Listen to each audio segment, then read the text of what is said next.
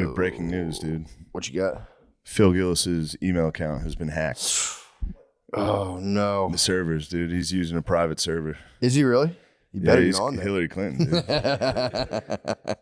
dude. Well, this is the best part. The CEO of Anheuser-Busch texted me because Phil emailed that guy. After they took us to the Super Bowl, Phil emailed the CEO of Anheuser-Busch of just like, thank you so much. Yeah. I mean, he sent him an insane email. Yeah. Then the guy, Brandon, the CEO, is a very, very nice guy, and he emailed Phil back and was just like, of course, thank you. Mm-hmm. Phil then screenshotted that email and created a fucking Elks Lodge forward email, like a barroom email of just like, the headline was like, this is class. This is why I'll always be an Anheuser-Busch man.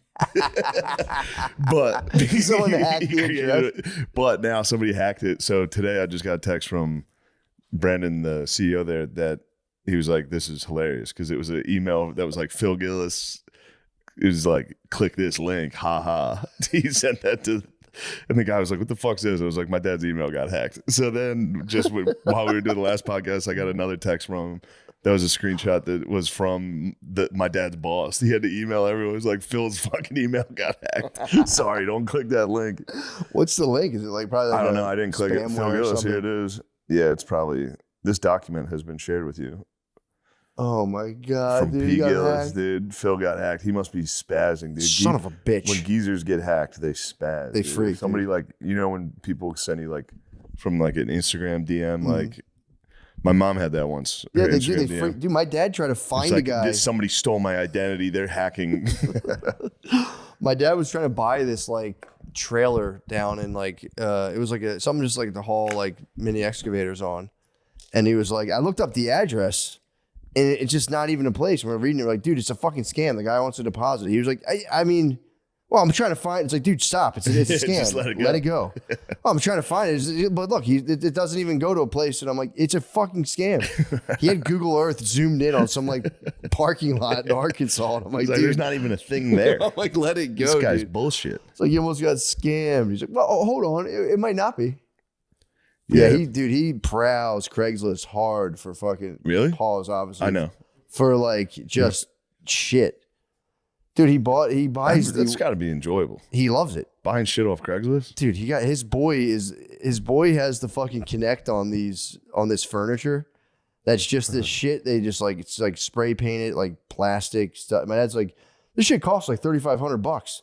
He's like, got it for $1,200. It's just like a bright Miami blue fucking bench, and you're like, dude, why do you have this? And if you don't buy it, he's like, what are you doing? He's I'm like, gonna lose money if I don't buy this fucking bench. He can't stop. Money, but definitely burns a hole in his pocket. And he buys just the craziest, weirdest shit. Where he's like, dude, this outdoor furniture, you should get some of this. I'm like, I don't want it. You need to get this outdoor furniture. You look at you like, you're fucking out of your mind. He does have a decked out golf cart. That's his pride and joy. That's fucking sick, though. Solar panel golf cart. With the you can Bluetooth your phone to the speakers. Who has this? Your My father? dad, yeah. Golf carts are the coolest shit. Yeah, golf carts might be number one. They rule. Golf cart. We're seriously considering copping a golf cart. You should for my little neighbor to go to the pool and stuff. You should. Dude, it's the tall. You're gonna set the. Does anybody else in your neighborhood have one? Nah. You're gonna set the tone. People are gonna be like, "Oh, we're allowed to do this." Yeah. And you guys have those paths in your neighborhood. Mm-hmm.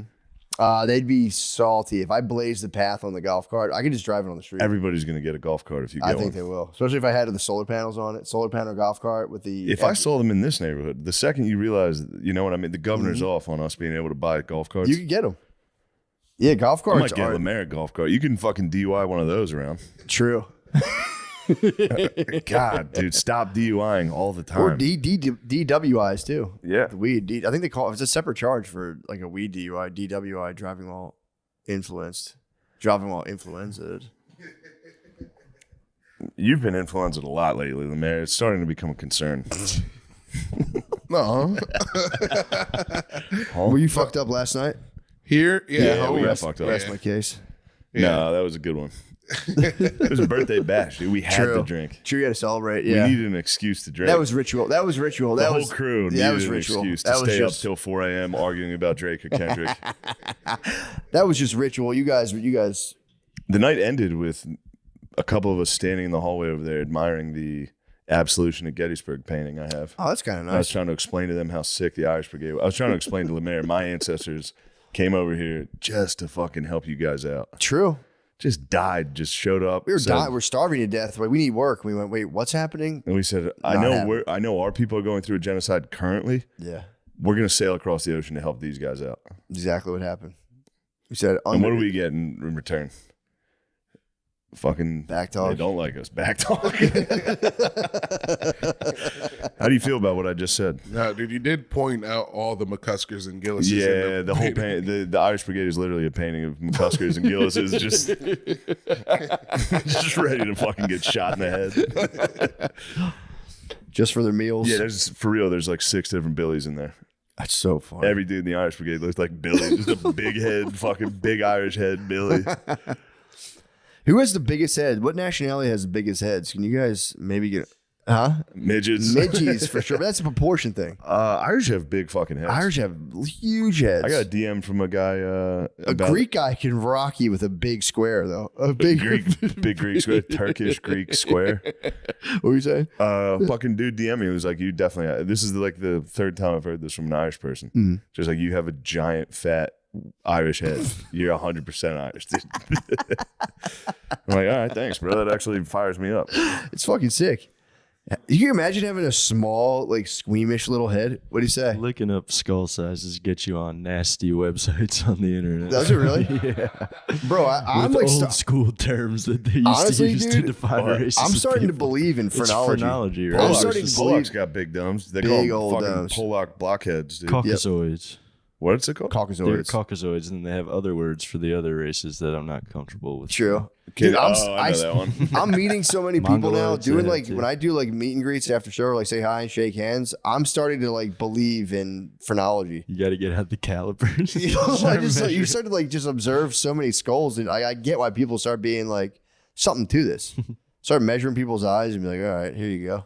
There's a TikTok I've been seeing lately where it's like seems racist, but it's not. It's like some European guy, and he just explains why black people have larger noses than like. It's to Caucasian. cool the air. Yeah, but Yeah. it seems it's like he's walking a very thin line, but he has a silly accent. So He's on the very little bleeding edge of disarming. like a world of other research that could get him in a lot of trouble. But no, it's to cool the air. That's the reason. I just had to make a very pragmatic choice. What was it? I Googled which race has the biggest head. And then the first thing that came up said, which race has the biggest brain mass? Google would like to see your location. Allow? Nope. No, I don't want to see who has the biggest brain. Although I'd like to click that, see what it says. Why won't give us this head research we want? I don't want know. skull shape. I want skull size. They have it out there. My Damn, phone says this chart's fucking wild, dude. It said Finns and Asian Americans have the bigger heads. It says average head Fins. size for blacks, whites, and Orientals. Jesus Christ. I mean, you can't sugarcoat the head research. It is what it is. Have they ever clarified why they only ask about Hispanics on stuff like are you Non-white Hispanic? Yeah, it's just that's it. I'm like, why? How is that enough information? Are you a non-white Hispanic? It's like, bro, I don't even know what that is. What the hell are you talking about? Just native, more. I don't know what the The maybe. more honky you are as a Spanish, you're a conquistador. Yeah, true. Oh yeah, if you're non-white Spanish. You're a honky, dude. The Spanish get off real easy. Yeah, they do. White Mexicans And the Dutch. White Mexicans, you're the devil, dude. Yeah, true. Just so my you know, God. your people are Ruthless. tough hombres, dude. Yeah. You Tough killed you destroyed an entire race and then became them. Yeah, that's crazy. I didn't think about that. Yeah, Dang. no good. Like red. They all have red hair. Like Yeah, red hair. you look like a Spaniard, dude. Yeah, true. You got that fucking pelirrojo. Yeah, that is. Ew. Good Damn, Lord, dude, that's hide the fucking pig leg. Well,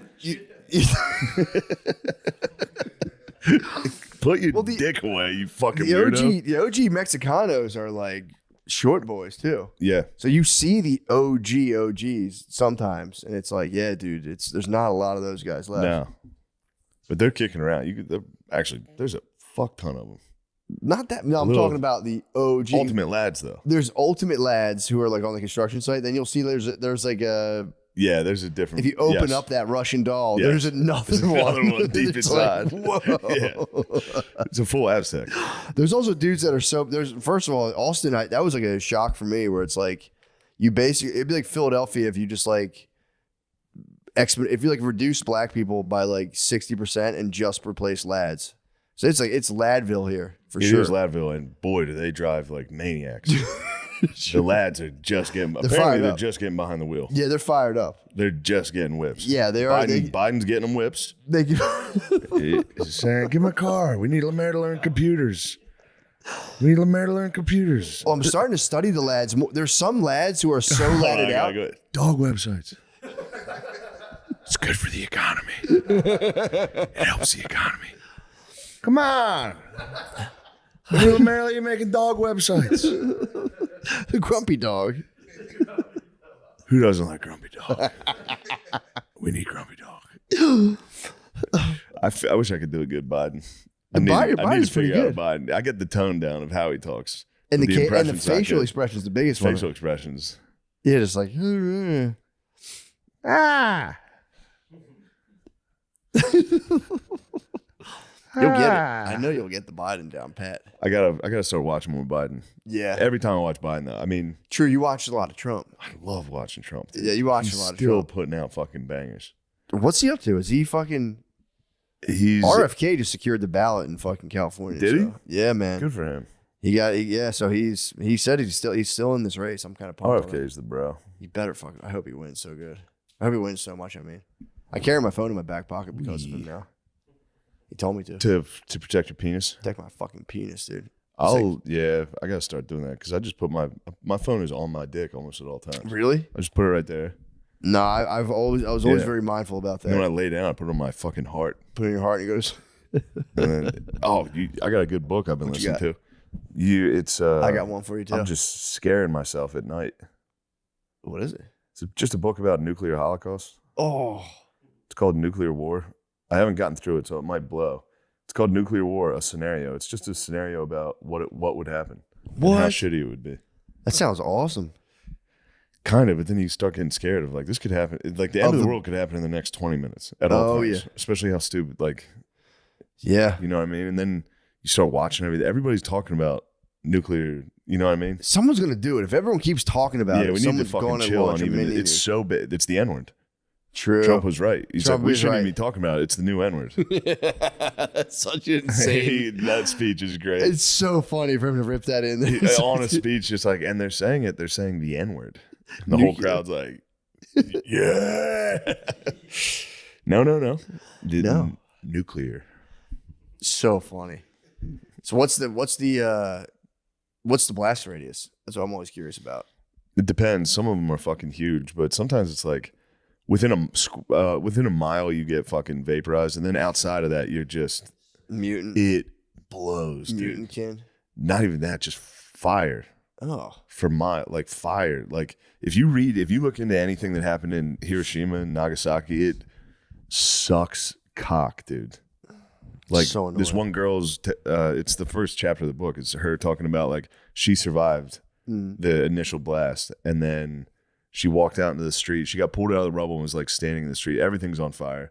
There's no oxygen. I'm sorry, you said she survived the initial blast. I was trying not to laugh. That's funny.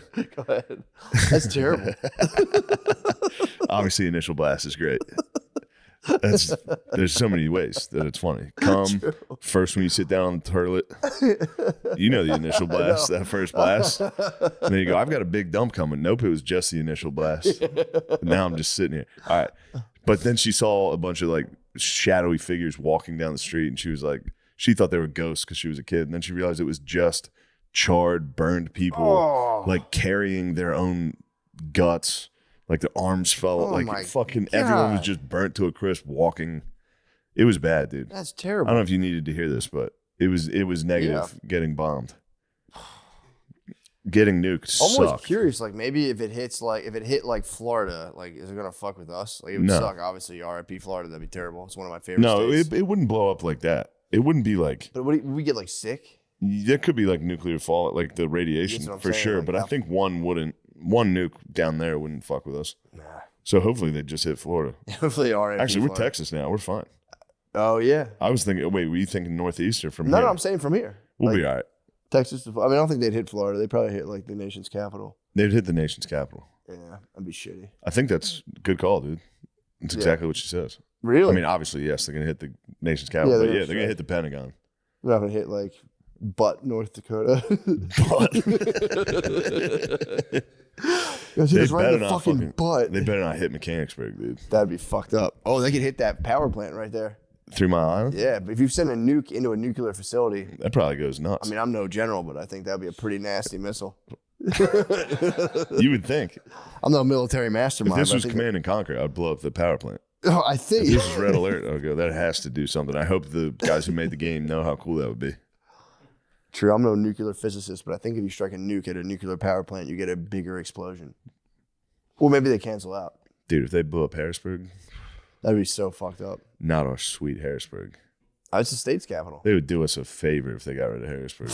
That fucking dump. That is a fucking.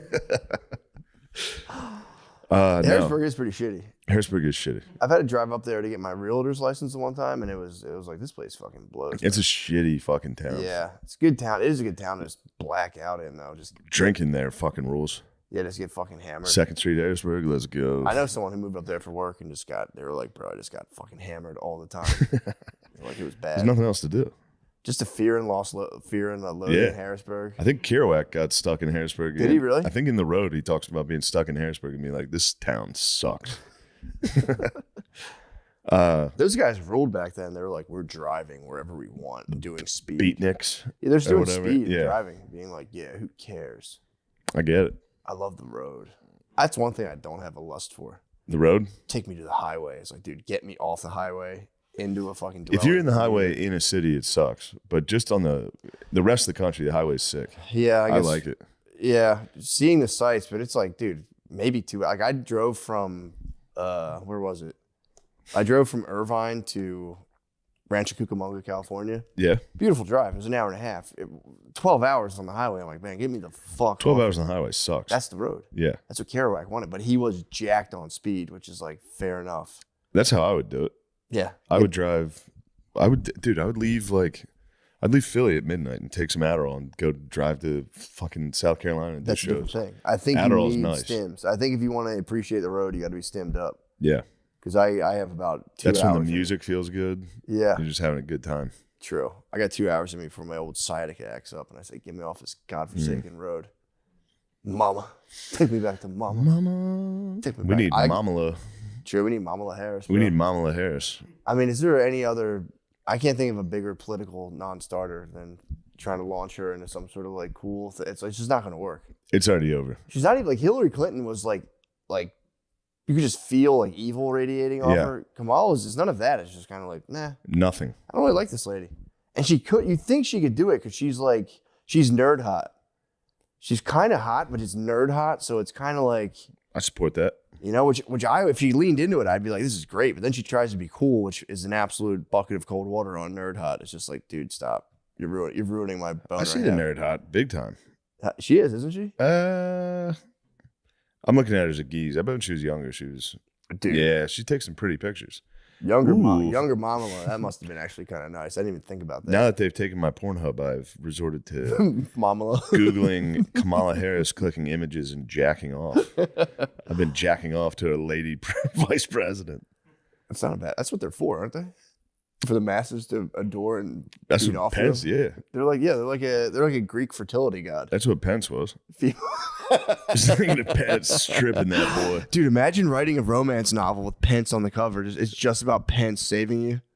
You love Pence. I do love Pence. Pence. We were talking about it today. Rogies was talking about just like they might kill Pence, dude. Why? The fucking Trump dudes hate Pence, dude. Whoa, yeah. He was Brutus. He backstabbed He Trump, did. dog. But he claims he did it because he loves the Constitution so much. Yeah, but then he continued when he tried to run. He tried to run for president this year. I know. That was I watched the announcement live.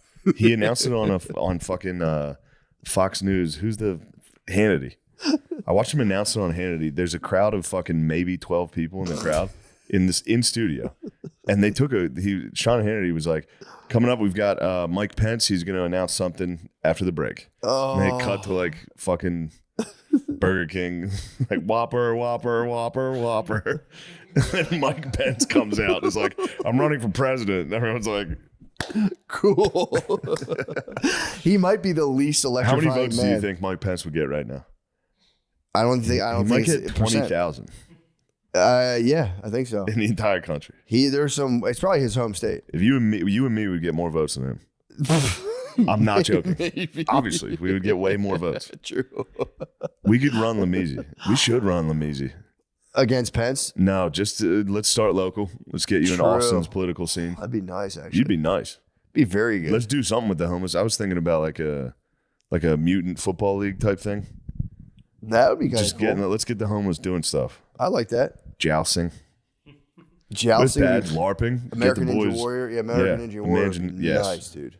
Are you guys my We'll be your campaign supervisors. super Yeah. PAC? Yeah, Yeah. you guys are super PAC. We You got will to be shake your hands super with them PAC. and kiss them, though.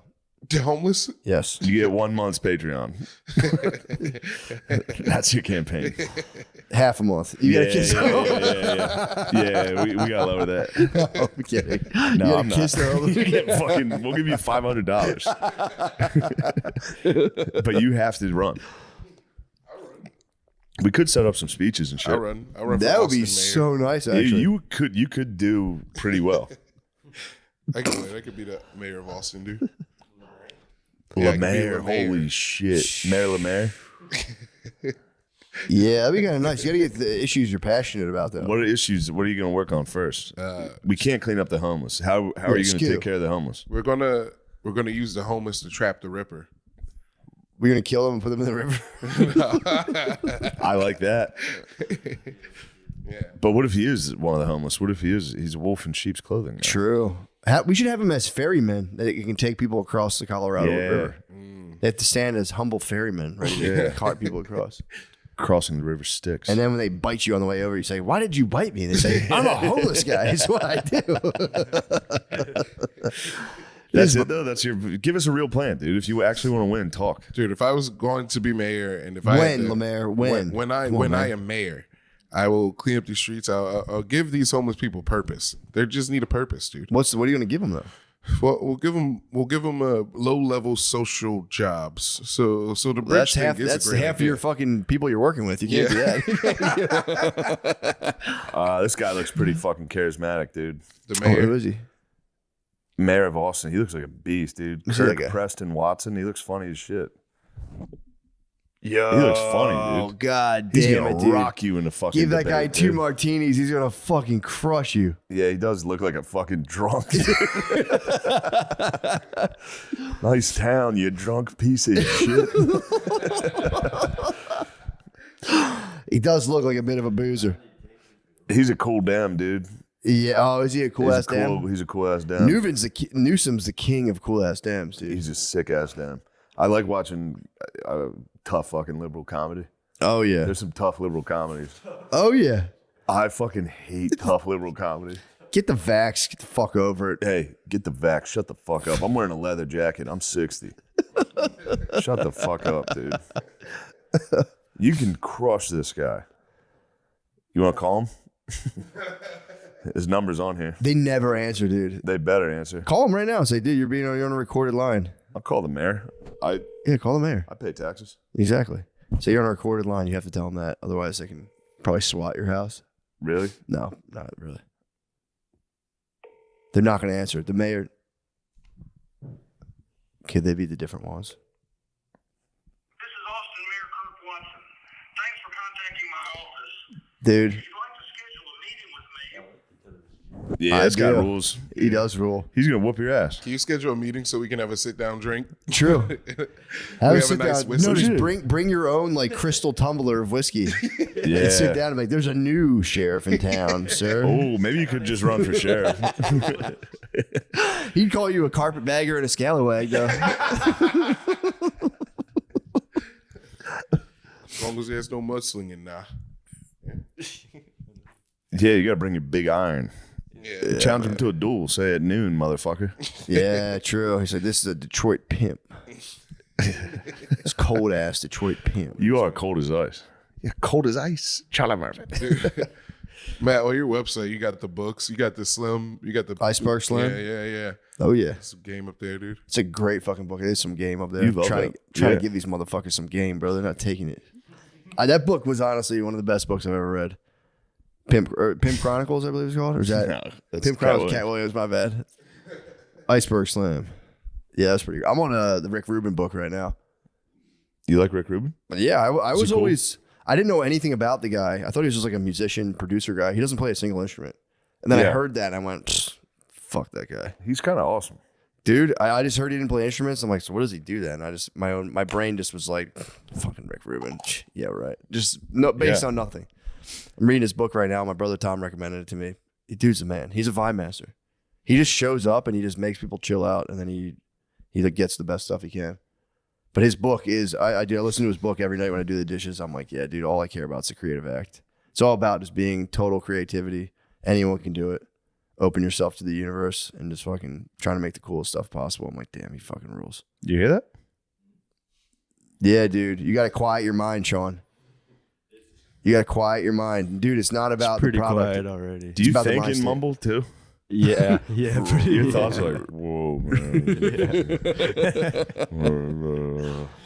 Well, yeah, my mind's pretty quiet. I'm fucking hungry. Yeah, that's pretty much all I think about. I'm gonna hungry. make I'm eggs. tired. I'm gonna make eggs. I'd like to continue talking about Lemaire's mayoral race, but that's fine. I do want to know what you would do. Yeah, true. Don't be silly. Be honest. Open yourself up to the universe, dude. Well, it's pretty nice out here. It'd be pretty easy to be mayor of Austin. Okay. Yeah. I see what you're doing. What are you Being like, talking yo, this about? place is perfect. This What do place you- is heaven. You guys dude. don't have any problems. Infrastructure is not built for this many people moving here. No, and that's one thing I would take care of, dude. There is a lot of traffic lately.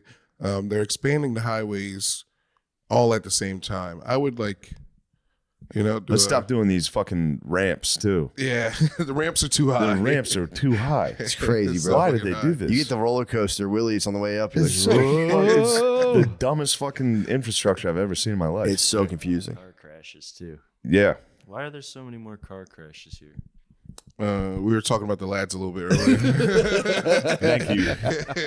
Thank you. This guy says it like it is. This guy's telling it like it is. The lads get behind. They get the fucking vans going. Yeah. Yeah. You guys secure the Austin borders Against who? against outside. No more outsiders. We're the No more last ones. outsiders. Yeah, we're true. the No more last Northeasters. wave. No more Californians. Yeah, we're done with that. No more. We've had enough. Californians too. Dude, don't get me started. Is it true that you only did 3 years of a liberal arts college? Let's build a dog website. Yeah. is What if true. what if the liberal media gets a hold of the dog website? That's gonna be catastrophic for the campaign. Well, Lemaire's a lib. He's a fucking. Are you gonna run as a Dem against Kirk? No. You can't say independent, dude. I'm You a got it. libertarian, dude. I'm gonna be one So of you're those gonna run as guys. a Republican. I'm running as a third party. What was RFK's party? I'm Independent. running We the People Party. Independent. Oh, We the yeah. people. We the people. I'm running as We the People Party. Okay, nice. Yeah. Because we the people need change.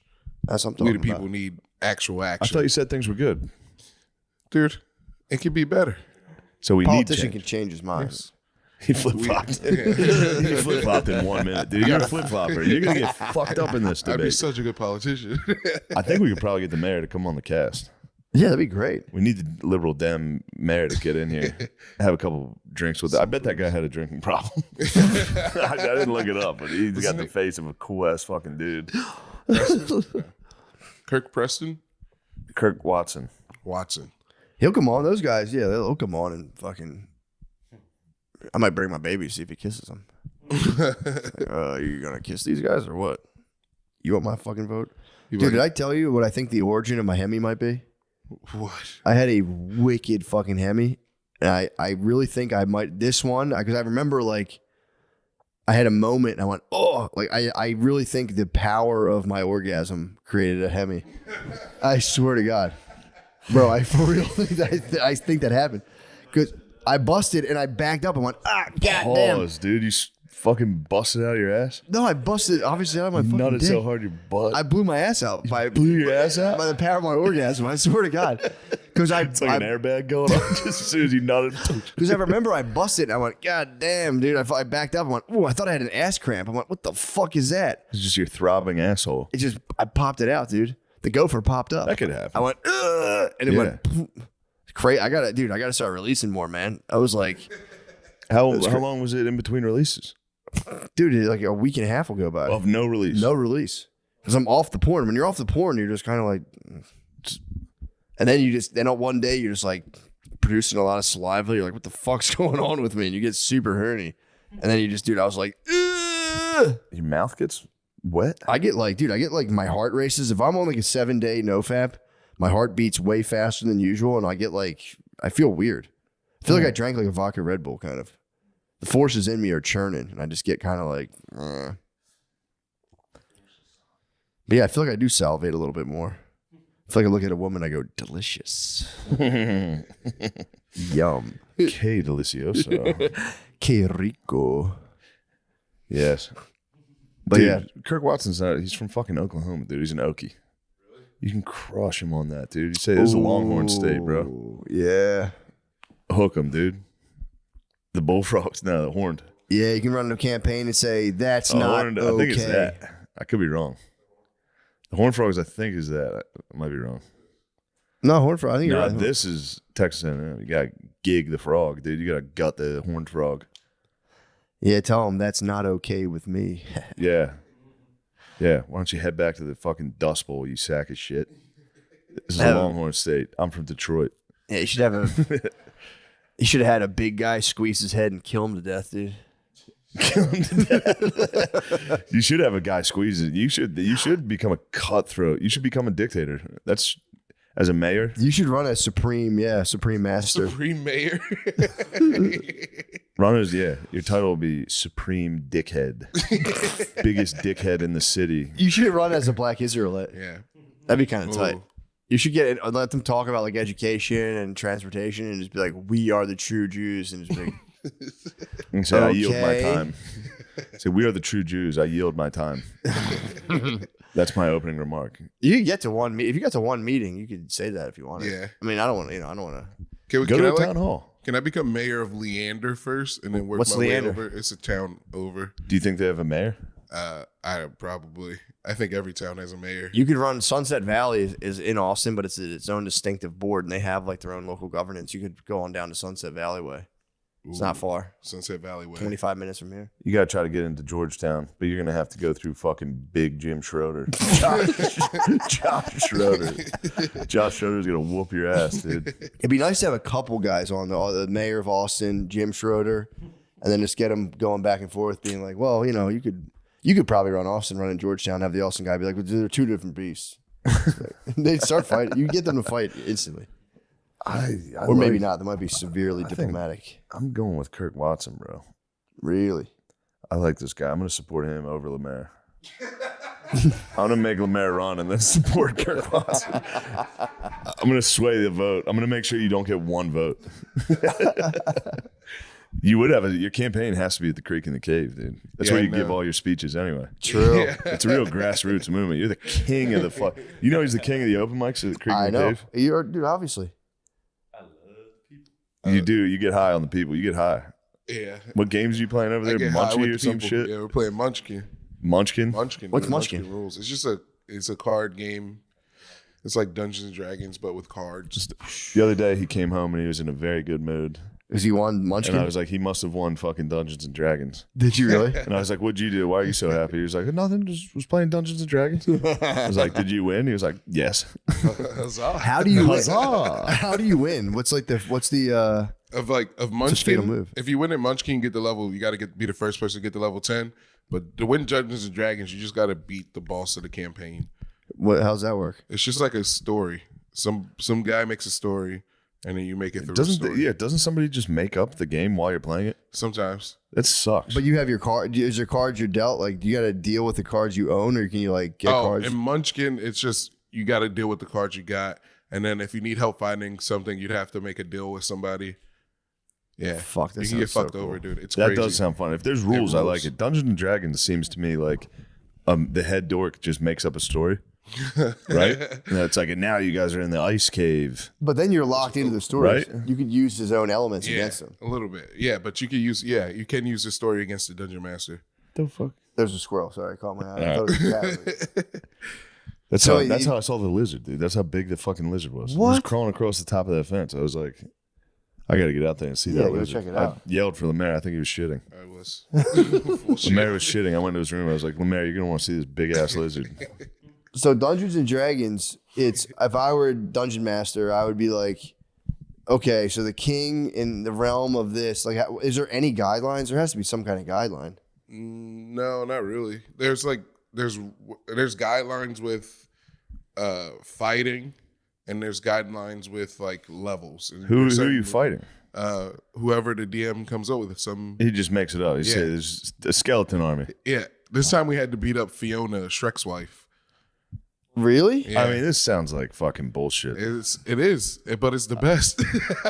I didn't know there was no rules. There's no So rules. does the guy tell the story like in the year 325, the little- dragon mother? Yeah, a little Who's the bit. best at it? What, Dungeons and Dragons? No, I mean being the main guy, the story guy. Oh, Are you good at it? being the story. Well, I can lead, but like you got to let everyone play. You know, No. like if they're like we have to go to an adventure, and someone's like, hold on, I want to go check the upstairs. You can go check the upstairs. What's the And upstairs though? I don't know. It's up to the dungeon master. Kirk's gonna wipe the floor with you. You're not gonna be able to See me at Dungeons and D&D, Dragons. Kirk. I still don't get how the game works. So if we're sitting here playing, I make Yeah. up a story, but then we only have the cards, so we're limited in what the cards. Oh, that's a different game. Munchkin, yeah, you don't have cards in D&D. Dungeons and Dragons. You only have cards. No, Dungeons and Dragons is all It's in just your mind. medieval role play. Yeah. Somebody just makes up a story and you all have to play the game. It's. What? Yeah, you roll the dice, use pieces. That's a perfect Dungeons and Dragons table. I almost actually. bought you one. I saw a That's cool pretty one. nice. I saw like a cool one on the internet. Yeah, I almost bought it for you. dude. Dungeons and Dragons table would rule. So it's just dice and nerds. That's all you need to play. Yeah. Dice, figurines. The guy we were playing with recently, he like 3D printed Shrek's house, so we can like go into Shrek's house actually. What do you mean go into it? Like like our figurines, we could go inside of the house. You put your guys inside a plastic yeah, we all house. had lighters this The time. game strikes me as an elaborate child molestation trap. No, it's just secret society It's stuff. just secret. Never mind. Could be wrong. Can't you play Warhammer like that? Isn't Warhammer a board game? Yeah, but Warhammer is more straightforward because you got the pieces and you're shooting and Look how rolling sick against other Warhammer people. is, dude. You get figurines on Yeah, a battlefield. fucking nasty as hell. I remember we were at a basketball tournament in the same hotel lobby, or in the hotel convention. They were doing a Warhammer thing. How pissed were you weren't at the Warhammer convention? Dude, look how cool the figurines are. Yeah, that's kind of Imagine being a young man and seeing that, and instead you have to go watch fucking. And there's an actual game with it. yes. I see. I need the rules and guidelines. I haven't just. You need rules and guidelines. It would piss me off so fucking much if a dork was making up rules and I lost. I call you frozen. Yeah. Well, I'm gonna use my fucking super hot metal to fucking break out of it. I'm not frozen anymore. I called it. Yeah. So what would happen in that case? If you get frozen, Yeah. well, if you're frozen and you're by yourself, if it's in combat, you would either take you'd have to roll a dice to unfreeze, or if you do have a thing where you can heat yourself up, like a move where you do there's a move called heat metal where you touch metal and you make it hot. Who decide? I knew. Yeah, I was right. Yeah. Wait, who decides if you have that power or not? Would you You get can the- just say I have that. no, there's a spell book. You have to load up your spells before you play. Oh. Before you All go right, to the now dungeon. now we're talking about rules, which Yeah, is yeah, what yeah. we were asking for. That's kind of sick. So you have your own spells. Expelliarmus. Yeah. You say fireball, lightning bolt, Yeah, Lightning two, two good spells. fireball, lightning bolt. These are all off the top What of the about head. earthquake? What earthquake capabilities? Earthquake is. I don't think they have an earthquake. You can't Summoning tremor, demons. tremor. You can summon. You can summon like ice demons. Yeah, but that's like high level shit. True. Yeah. We're not ready for that. Yeah. Summoning ice demons. I'm a druid. I, You're a druid. Control nature. Yeah, You can control it, so you sound like wolves. I can speak to wolves. I can talk to them. I can What talk good to does any that animal. do? You go, hey, what's up? They go, "Ruh, I don't know. No, they got I'm a fucking information. wolf, dude. I'm just out here. They have information. They're intelligent creatures. They're smart. Yeah. The wolves are smart and can talk in this Yeah. world. When you speak with an animal, you can talk to the wolves. You can talk to the birds. You gotta play Baldur's Gate, dude. What do you say to these birds? Say, hey, did you guys see anything? And they're like, strange man went that way. Who plays the bird? The guy? The DM, yeah, the dungeon Holy master plays the bird. fuck, dude. Holy fuck. You guys should be shot.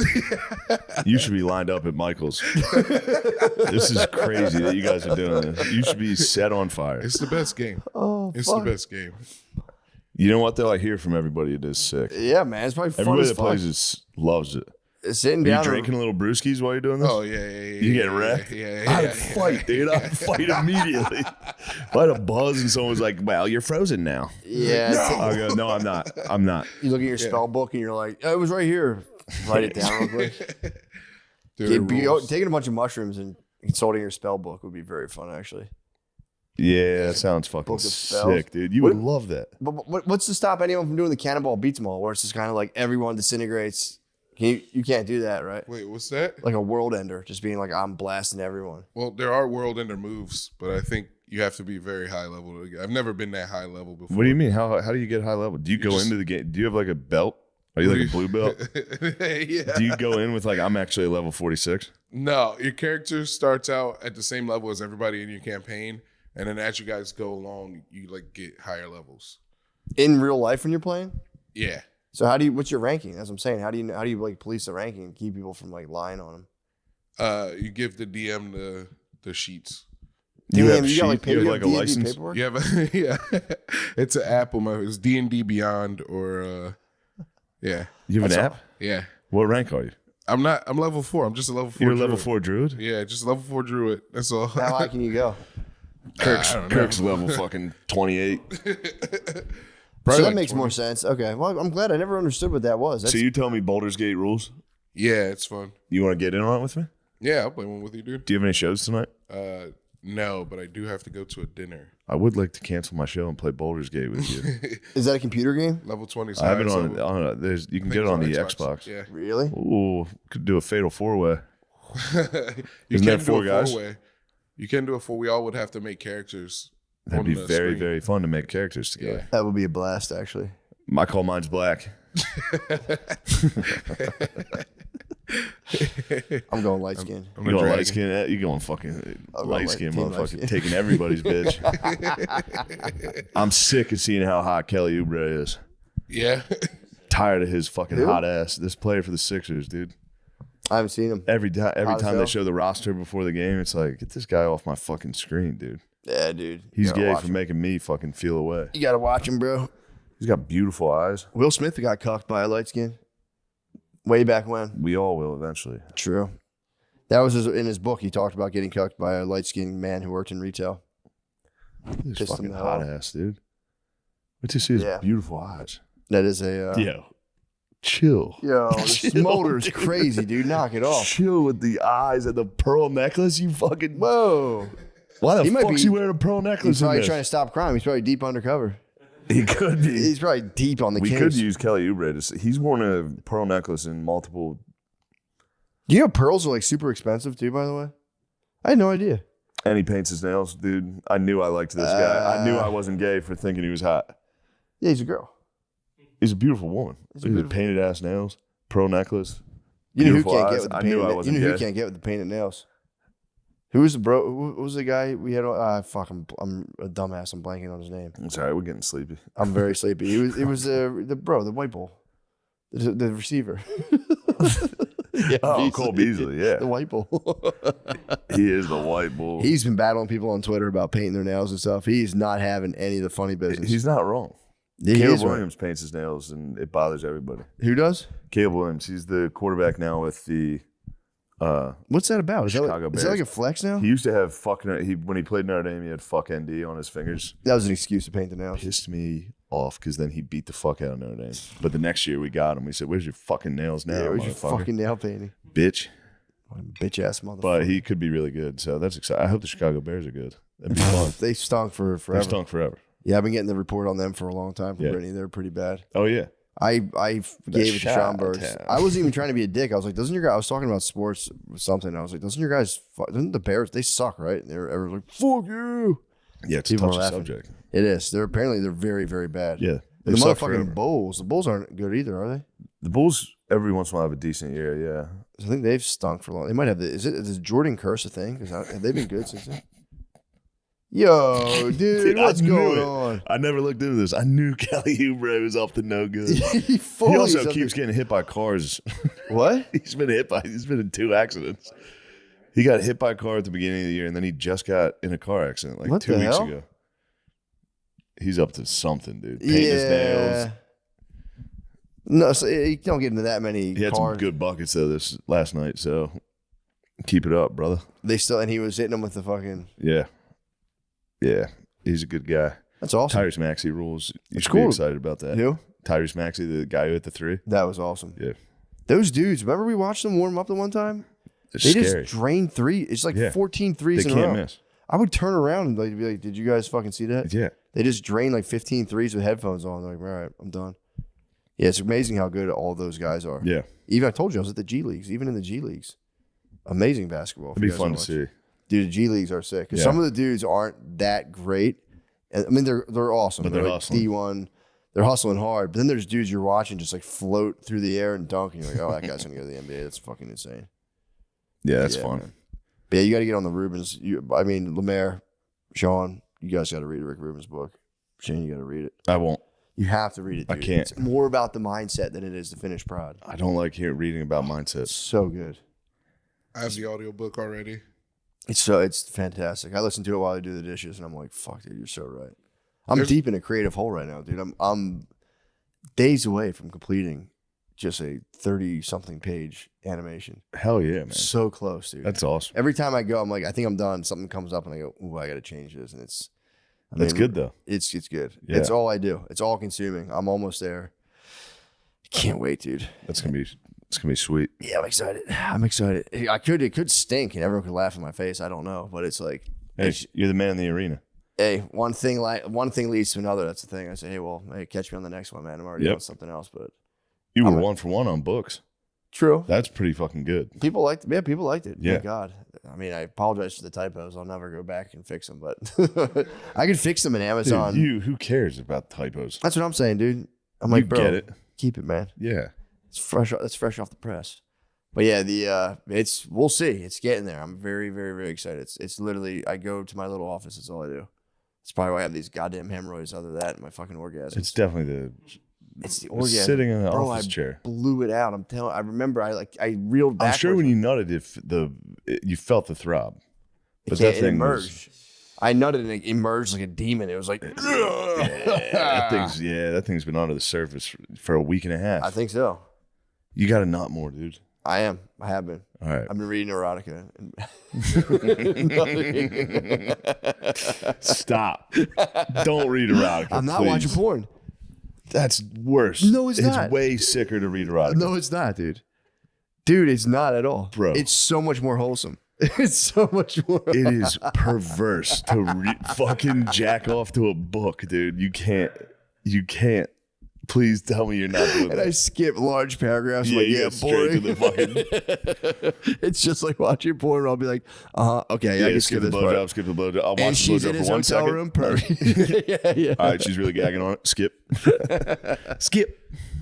Oh, that seems to be highly replayed. What was that? Okay, I'll get back to that. Yes. Yeah. I can't believe that needs to be your first order of business. Oh, yeah. Give us back the hub, dude. You've secured the male vote. That's half the population. Sports gambling, Pornhub, execute the homeless, capture the serial killer, get better roads. Yeah.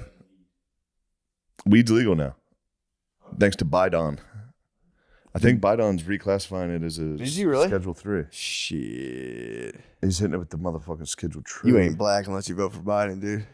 If you don't remember me, you ain't black. I mean, if he legalizes it and frees up student debt, he might be the goat, dude. He is. That's what he's doing. Crazy. He's trying his hardest. He's securing the freeloader vote. True. Yeah, The he's lazy securing guy the vote. total freeloader vote. Classic Dem. True, yeah. All right, we've got to Nice be done. We did it. What you at? We're good. Where we at? 48. That's good. We did it. We did it. True, we do have a case of PD right now. It's like ED for podcasting. We just go, I don't know. Yeah, you go. I'm done. I've been talking about this mayor for 48 minutes. I know. That was my big bit. I said, Lemaire, what would you do? That was a good day, though. That was a good day of podcasting. God bless. Mr. Novak, how you doing, bro? Man, How you like the Mister? I've been trying to be way more respectful lately. have you? Mister, yeah. The Mister would just fucking piss me off. Fuck you. You don't like a Mister? No. I love Mister. I just feel like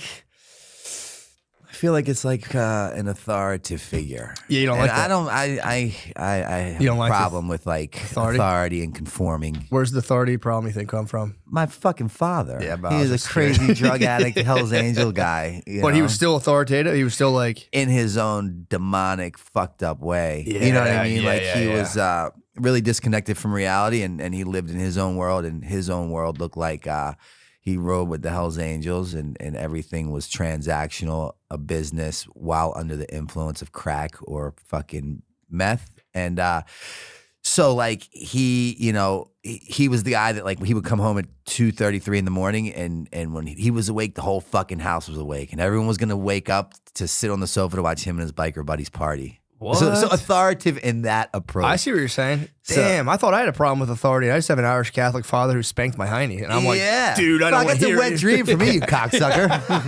Fuck off. That's what I'm saying. I'm like, I have a fucking authority problem.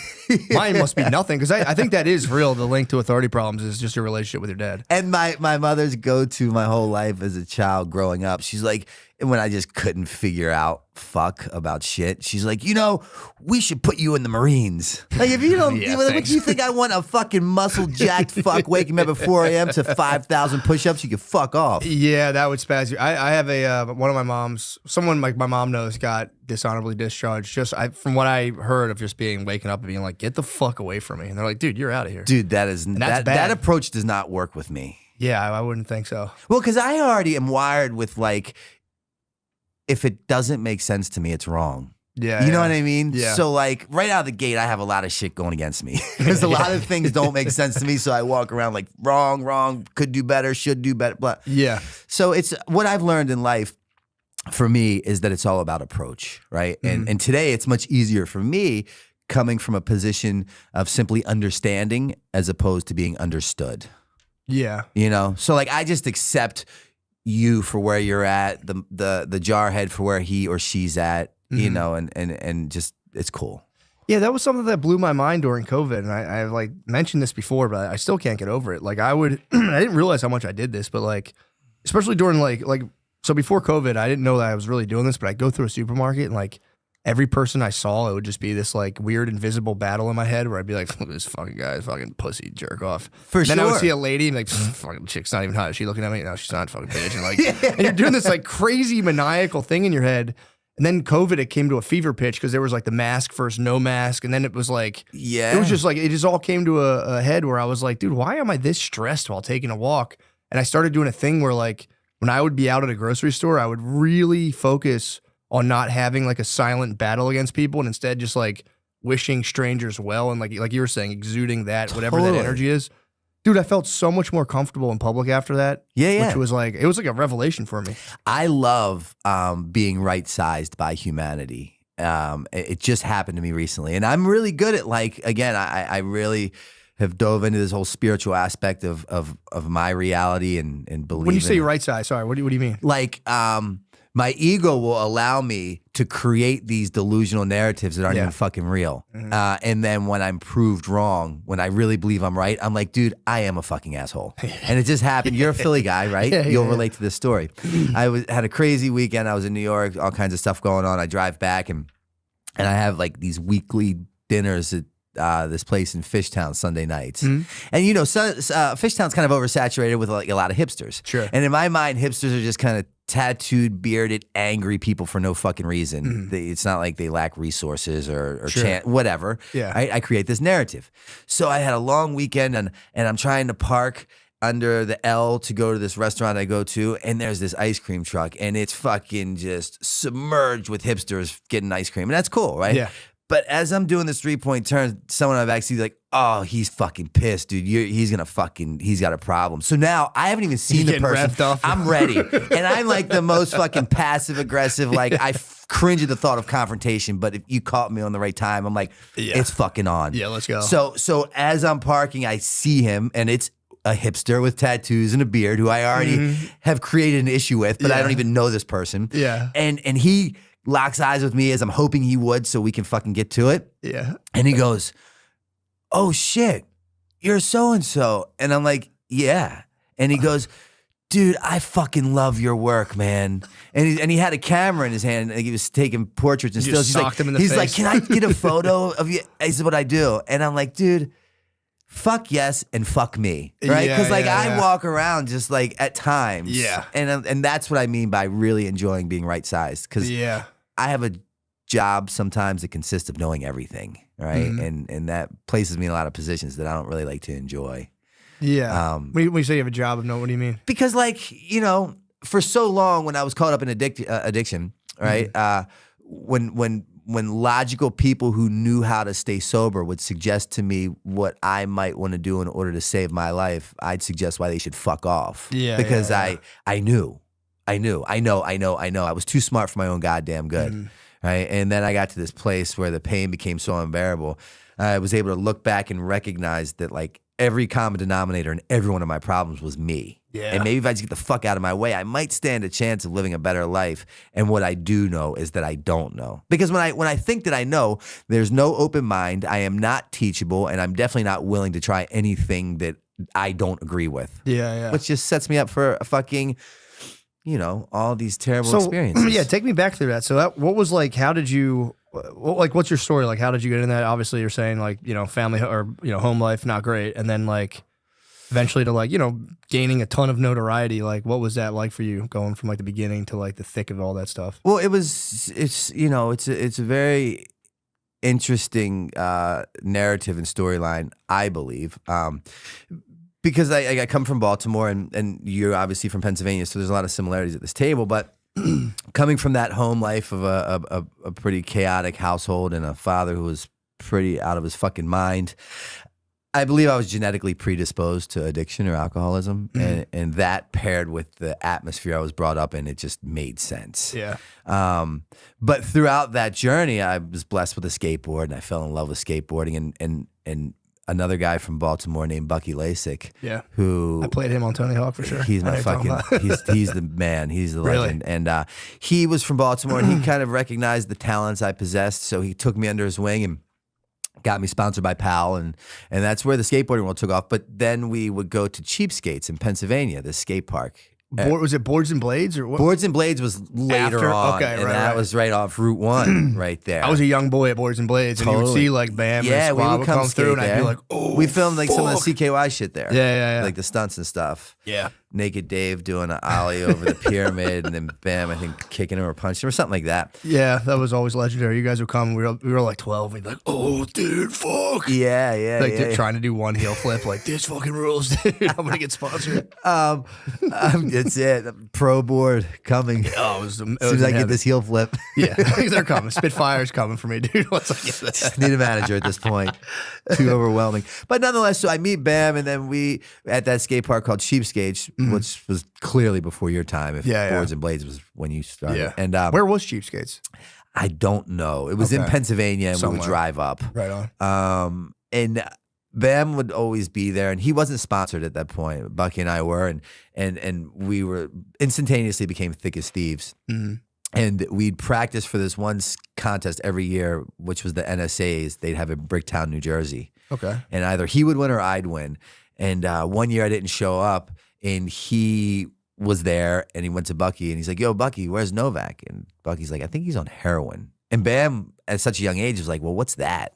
Right? And not such a young age, like 12, 13. It was like 16, 17. But That's pretty young when still. you're consumed in like a nice, wholesome life that revolves around skateboarding and a good family, like you don't have conversations that consist of those words. Yeah, sure. So it was at that point that his career in skateboarding totally excelled and took off, and mine went to complete shit, and I chose to pursue a life of heroin and addiction. Fast forward some time later, I'm really sick one day. I can't come up with any money. But at this point, I wouldn't even acknowledge a skateboarder, right? It was like, it was the equivalent of like looking at the woman you like get away, the love of your life. Yeah. You're like, dude, if I just did a little, like, So it hurt me like that. Yeah.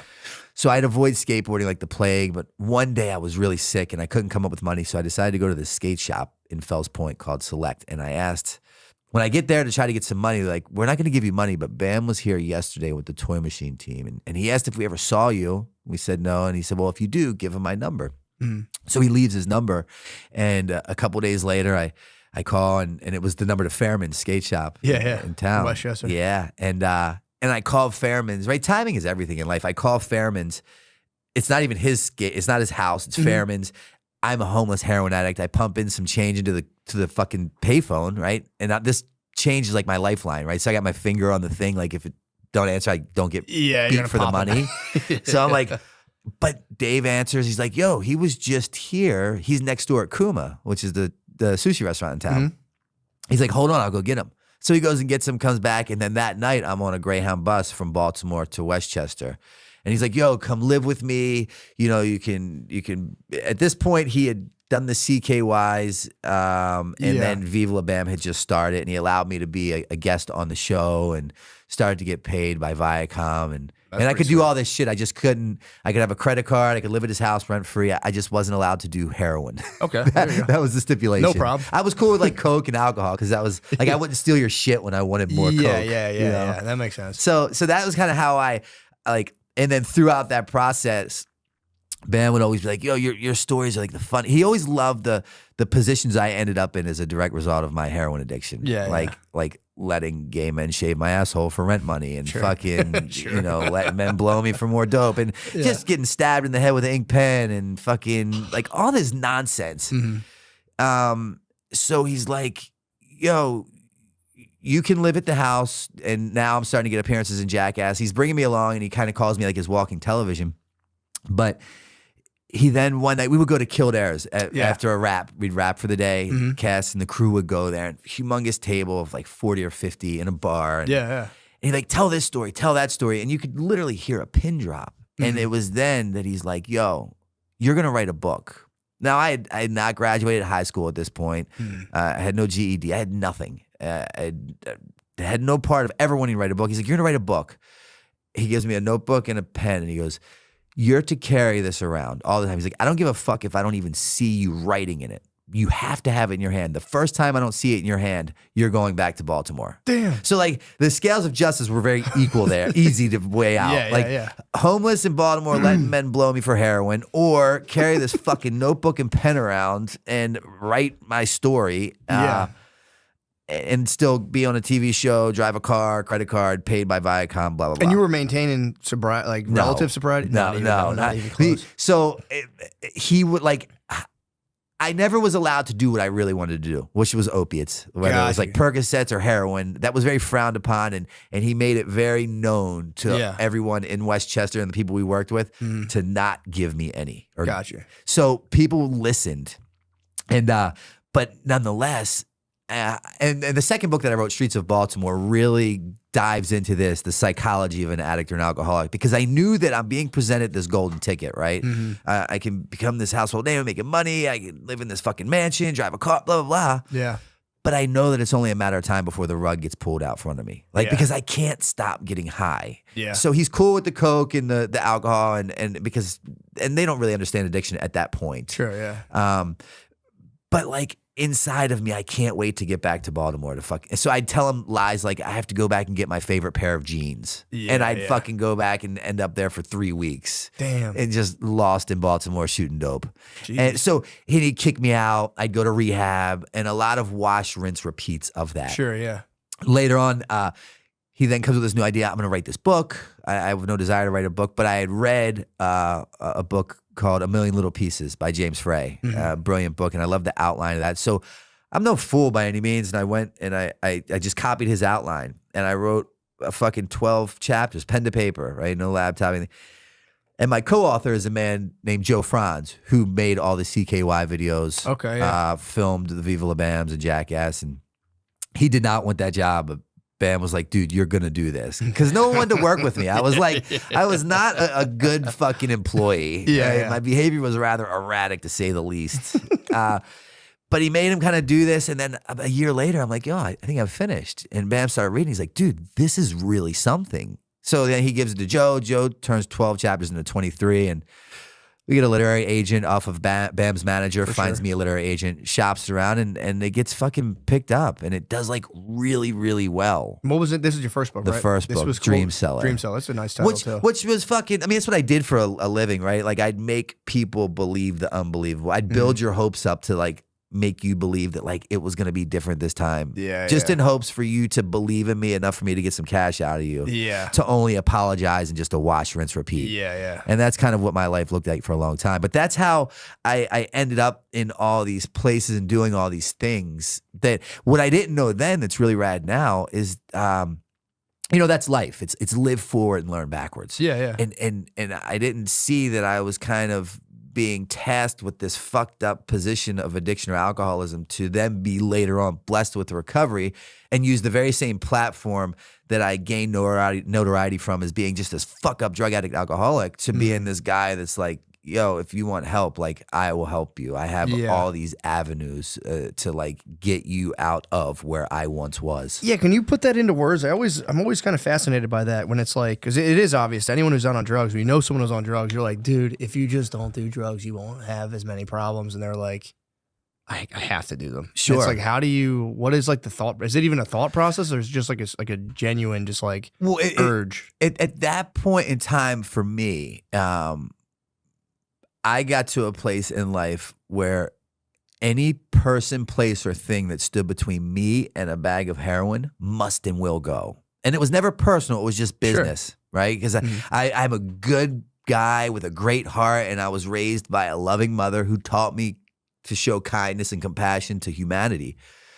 But don't catch me when I'm withdrawing. You know what I mean? So it's like, so what, I own treatment centers today. I own sober living houses. I'm totally immersed in that world. And the truth of the matter is, we are amazing people that have been diagnosed with a deadly disease that makes us make terrible decisions. That's the reality of it. Yeah. At least my story. Yeah. So you're saying like, I'm so like the process of like having, I guess, that urge versus like, like you said, in some way you kind of know like, yeah, this isn't going to go well. So I remember, but you just have to, I have to do it. Prime example, we were kind of getting into it a little bit before we got on. I had just done a year in George W. Hill Correctional Facility, right? They let me out New Year's Eve. I'm living in Westchester, and I have an amazing fiance at the time who's now my ex because they continue to get between me and drugs. So they have to fucking go. Yeah. And she's moved our home while I was incarcerated. She redecorated it, really tried to love my addiction out of me. And I wanted to be done with it. I really did. That night I was released, I called up one of my buddies who rode with the Pagans, who partied with us in Westchester. And he brought over some Percocet 30s and a couple Xanax. Now, I had been sober for a year up to this point. Yeah. And I'm on parole. Like, I know what the deal is if I fuck up. I find myself in Ryan's pub in Westchester because I live right down the street, and I told my chick, because she'd watch me like a canine. I'm like, I just have to go up here to say hi to whatever. And I go, and I'm in the pub, and I'm sitting on the toilet, and the toilet paper dispensary is to my right, and I crush up 2 Percocet 30s and a half of Xanax, and I have it in my billfold, and I'm about to put it in my nose and sniff it, and I'm literally crying. I uncontrollably crying. I can't stop crying because I know that as soon as I do this, I'm going to begin that behavioral pattern that takes me where I don't want to go and makes me do things I don't want to do, but I can't control myself. Yeah. Like that's a good explanation there's no of it. room for logic at that point. Jesus, man. And that's kind of what my day in, day out looked like for a long time. Yeah, that's a good explanation of it. Because I know it's not like a thing with like words. It's just kind of like you know, you also don't. And it's like it's pretty fucking rugged, man. I remember that night. I'm in the bathroom. I'm doing this, and I could hear people out in Ryan. You know where Ryan's is, and they're having a good time. They're waiting for the ball to drop. They're laughing. They're fucking playing. They're cheersing, and I'm in the stall just crying uncontrollably with a fucking rolled up bill up my nose, getting ready to sniff everything I love away. Oh, and that's what addiction is yeah, as a whole. But it didn't start that way. you know? Yeah, yeah. How did you end up starting to do heroin? Because that was like a big jump from like skating. And just like, was it the pills first? It was the fucking hallmark progression, you know, the opiate, the alcohol, perks, the all that weed, shit. stealing the Yeah. herb from the dad, and Yeah. then the blow because he sold a lot of blow. And Yeah. things just progressively got worse, but mine was genetic. So, you know, I have a mother who was a nuclear physicist. I have a brother who is an attorney who works in the White House. It's awesome. I have a sister who works in the hospital my mother ran, but they are by a different father.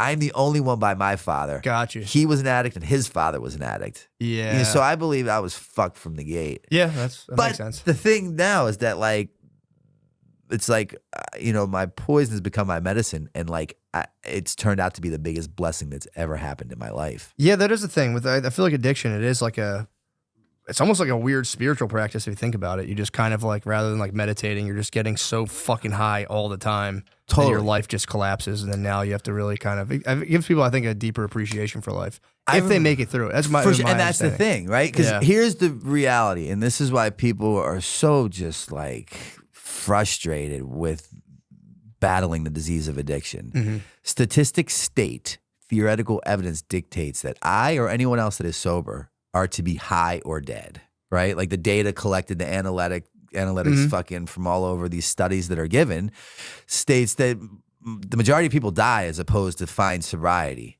Yeah. And I remember getting out of my last facility, and you know, BAM was always a constant theme throughout my life.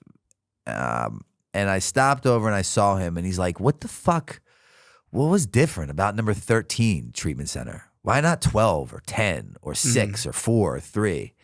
He's like, "What did you have, like a meeting with God or something?" And I didn't say it to him because it's just too much for one to grasp. But in my mind, I'm like, yeah, I kind of did. Really? So and that's what I've heard before. Wasn't that how what AA was founded on? The guy Bill Bill and Bob, went to like yeah. Carl Jung, and he was like, "Bro, either find God or you're toast." Yeah. In a way. So you know, I'm not religious. I don't particularly care for organized religion. Sure. But I'm insanely spiritual, and it's like, where's my spirituality if I judge your spirituality? So like acceptance is the answer to all in world. For sure.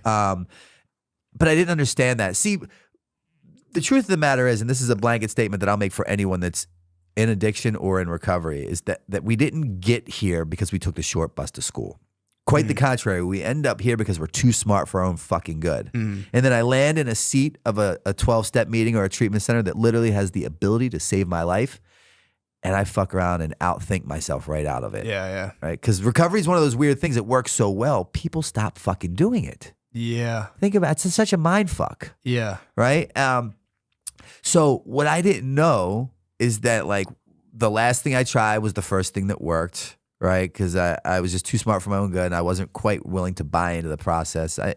It worked great for you guys, but I'm a bit different. Yeah, right? yeah. That's everyone I've known. Everyone's Totally. like, I'm not one of those guys. Yeah, for sure. And at the end, when I was optionless, literally, I was homeless, I was moneyless, I was friendless, I was carless, loveless. Just that was me. I had no other choice but to buy into the process. I didn't even want to do it then. I begrudgingly did it, but like, fuck it. I have the time, and no one's expecting or requesting my fucking presence, so let's Sure. run it.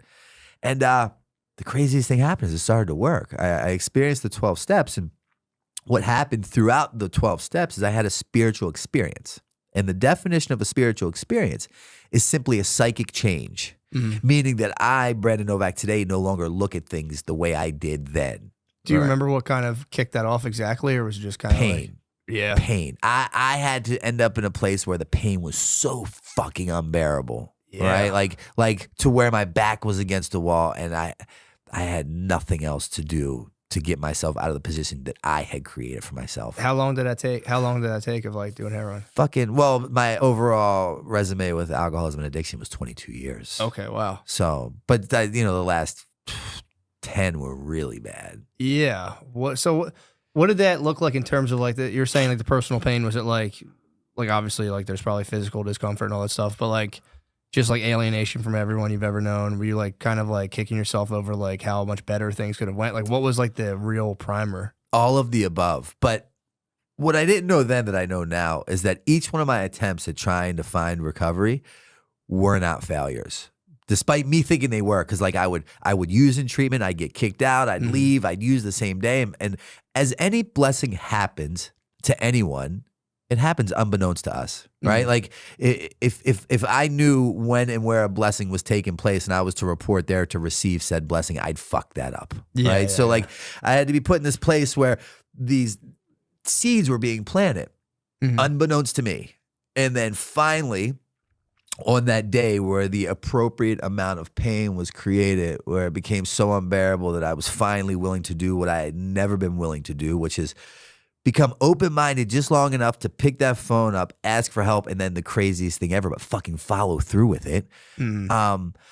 I started to see that like none of this was what I thought a failure. Like it all played its part when it was supposed to, so that finally when the opportunity met the appropriate time, an event was going to take place that was going to create this outcome unlike anything that I could wrap my feeble mind around. And I saw on my way into that last treatment center, like it's like the skies parted and I walked across the sea and everything they said made sense, and just like it hit me. And I knew that like, I get it. It makes sense now. Yeah. It, like, okay. it all makes sense. And so you knew even just heading while on the way there, you're like just something flipped. Because they would be like, dude, you know, I own facilities now, and my favorite thing is to run groups with my clients, and I can't get enough of that. And I'm like, who in here thinks that you're in here because of drugs and alcohol? And the majority of them raise their hands. And I'm like, you're all fucking wrong. That's not why we're here. The drug and the alcohol is not the problem. So right out of the gate, no wonder you keep repeating your behaviors, because you're fighting the wrong fucking opponent. You're in the wrong ring. You're going to lose every time. Yeah. Right? The problem is the thinking and the attitude and the behavior, right? So as long as I continue to repeat the behaviors, I'm going to repeat the outcomes where I end up in a place where the only answer is a shot of heroin or a glass of wine. Yeah. So once I realized the alcohol is the solution, not the problem, I've now identified, right, who my opponent is. It's my behaviors. So I had to change my behaviors to change the outcomes. I started to then gain a better understanding of the reality of my situation. And what I learned is the reason why I got beat so bad is because A, I always underestimated the opponent that I was up against because I was the great I am. And B, I never gave it the time, attention, or respect it deserved. Yeah. And you're talking, when you say that, you mean like yourself basically, or like, because it sounds to me like it's like you were saying, like, yeah, fucking heroin, fucking keep making me fucking do it. When in reality, it is like it's yourself, and nobody, even without drugs, nobody wants to admit that like they're a complete problem. Exactly, and again, this isn't just substitute the word drugs for whether your things porn, sex, food, shopping, gambling, fighting, fucking, whatever. Yeah. Right? These are the solutions to the problem. And you were talking about it during COVID, right? Prior to COVID, you'd walk around with all these narratives of these people. And then all of a sudden in COVID, and it made me think of it, we were kind of forced to be with ourselves, by ourselves, to look at ourselves, which is what we avoid by fucking fighting, betting, shopping. You know what I mean? And then I start to look at me, which is why I got high for so long, right? To escape the shitty reality I created for myself as a direct result of continuing to shoot dope. And then finally, when I got into a place where I could start looking at me, I realized that I'm the problem. Right? Yeah. There is no their part. And the longer I think that there is a their part as to why I'm this way, I'm just the victim. So now I'm going to drink because of my shitty life. And you would too if you had a life like mine. I'll justify why. Right? The brain is the fucking problem in every area of life. Yeah, dude. It does. It can fuck you up, man. It can really fuck you up. You can do anything and just be like, get something in your head like, oh, I'm not good enough. Totally. And then it just snowballs. Yeah. It's kind of fucked up. It's insane. But if you're aware of it, then it's worth its weight in gold. Yeah, true. And now, like, the longer I stay sober, the more work that I do, it's amazing. What I do know is that I don't fucking know. And I don't take credit for any of this. Yeah. How long have you been sober for? Coming up on 10 years. Oh, nice. So it's been a while. Yeah. And now all I do, I dumb my way into this shit. Yeah. And now I always say I came into like sobriety as a king. And I worked my way up the ladder to become a humble servant. And the more people I help, the more I give away, the better my life is, the more I gain in return, which makes no sense. Yeah. Right? Like in any business transaction, if I give you something I have, I'm to walk away with less. In this weird, magical, spiritual world of recovery, anything that I give you, I'm walking away with more. Yeah, dude, that I remember that was like a weird shock for me when I went to school for social work for a while, a couple years ago. And I would get like inmates housing. That was like a thing I did for like one of the field placements. And then there was this one guy who was a fucking pain in my ass. He'd always like call me and just be like, "You're not doing shit." Blah blah blah. Sure. He was under the gun because they were going to take his kid, a bunch of shit if he didn't find appropriate housing. And I remember the day I found him a house, we're both in this place, and I called him up. I was like, "Yo, dude, we got it." And we both were so happy. And I was like, that was such a funny, for something so dumb. I mean, it's a big deal. It's a house. But I remember like I won this like comedy contest, and I was like, this is it. And then I got the guy a house, and it was literally the same feeling. Again, it was the same exact feeling of like timing and opportunity meeting to create a beautiful outcome. But it is a weird thing. That was like a weird thing for me when I was like, oh, you can get just as happy for doing nice things for people as you can, like, achieving some sort of personal victory. Any monetary fucking victory. Exactly. And it's like, it is honestly, I would argue that like when you do something like awesome for a person, I think it feels better than if you just like kill it in some way with like a sales thing. Straight like, up. Yeah. And and that's the thing. No matter how much, for me, what I did for the majority of my life is I just like rearranged the furniture on the Titanic right? For years. And I swore that this way was going to be the proper placement to make sure my ship doesn't sink. And I would always do that. And then I learned that like, it is what it is, right? Stop overcomplicating a simple process. And because the world kept right-sizing me. And I just I took me out of the equation. I thought less and just did more. Because I surrounded myself with like people who genuinely were also really good people that were just trying to make humanity a little bit better today than it was yesterday. Yeah, that is a nice thing. And it's one of those things too. It's one of those things I think people sneer at. They're like, making the world better. It's like, sure. What the fuck else are you going to do, dude? Yeah, like, just be a dickhead all the time. But it's like, I feel bad personally, it's like, so you have, people, they go through, drug addiction. There's like this whole thing. It's like, everyone, when, I would imagine you're a drug addict, there's like a part of it, like everyone knows I'm an addict. People are talking shit on me, everyone, blah, blah, blah. But then almost like you reach a point where you're like, I don't give a fuck. And that's like a very freeing experience eventually. Whereas there's people who don't ever, fall into a deep drug addiction, but they never get to really face their own like self-defeating mental patterns. And in a way, it's almost like the person, in my opinion, who goes through addiction and gets out of that ends up having, I think, a richer existence than if you never really have to face that or come like face to face with yourself and like really look at yourself. Because there's people who get 100%. Through life good on, on paper, but it's like, they're tortured. Absolutely. And it's like, I always thought it was like a shame. I couldn't agree with that sentiment anymore. That's a spot on fucking example. Because everyone I know who's in recovery is like, they're very open. There's like you can tell. It's like, okay, this person really has turned a corner because it's like, something switches, and it's like nobody really knows exactly what that is, but it really is the most consistent factor is having some sort of spiritual experience or like like an awakening experience. Studies show that people that do what the studies show that sober people that do what other sober people do in order to stay sober have better odds of staying sober. So like there's not a black and white one size fits all. And you can try another method or another avenue that could equate to the same result. But I got to a point where the stakes were way too high and I was tired of rolling the dice and I kind of wanted to start working smarter, not harder. So I just bought into what the group does in order to stay sober. But the funny thing was, and you said it, it's all a thinking problem, right? And I always have this alcoholic brain that lies to me my own voice. And it always makes me believe the unbelievable. And it creates these delusional narratives. And I walked around for years thinking that no one in this world knew that I had a problem but me. Oh, really? Yeah. Like I thought that I was kind of keeping it contained.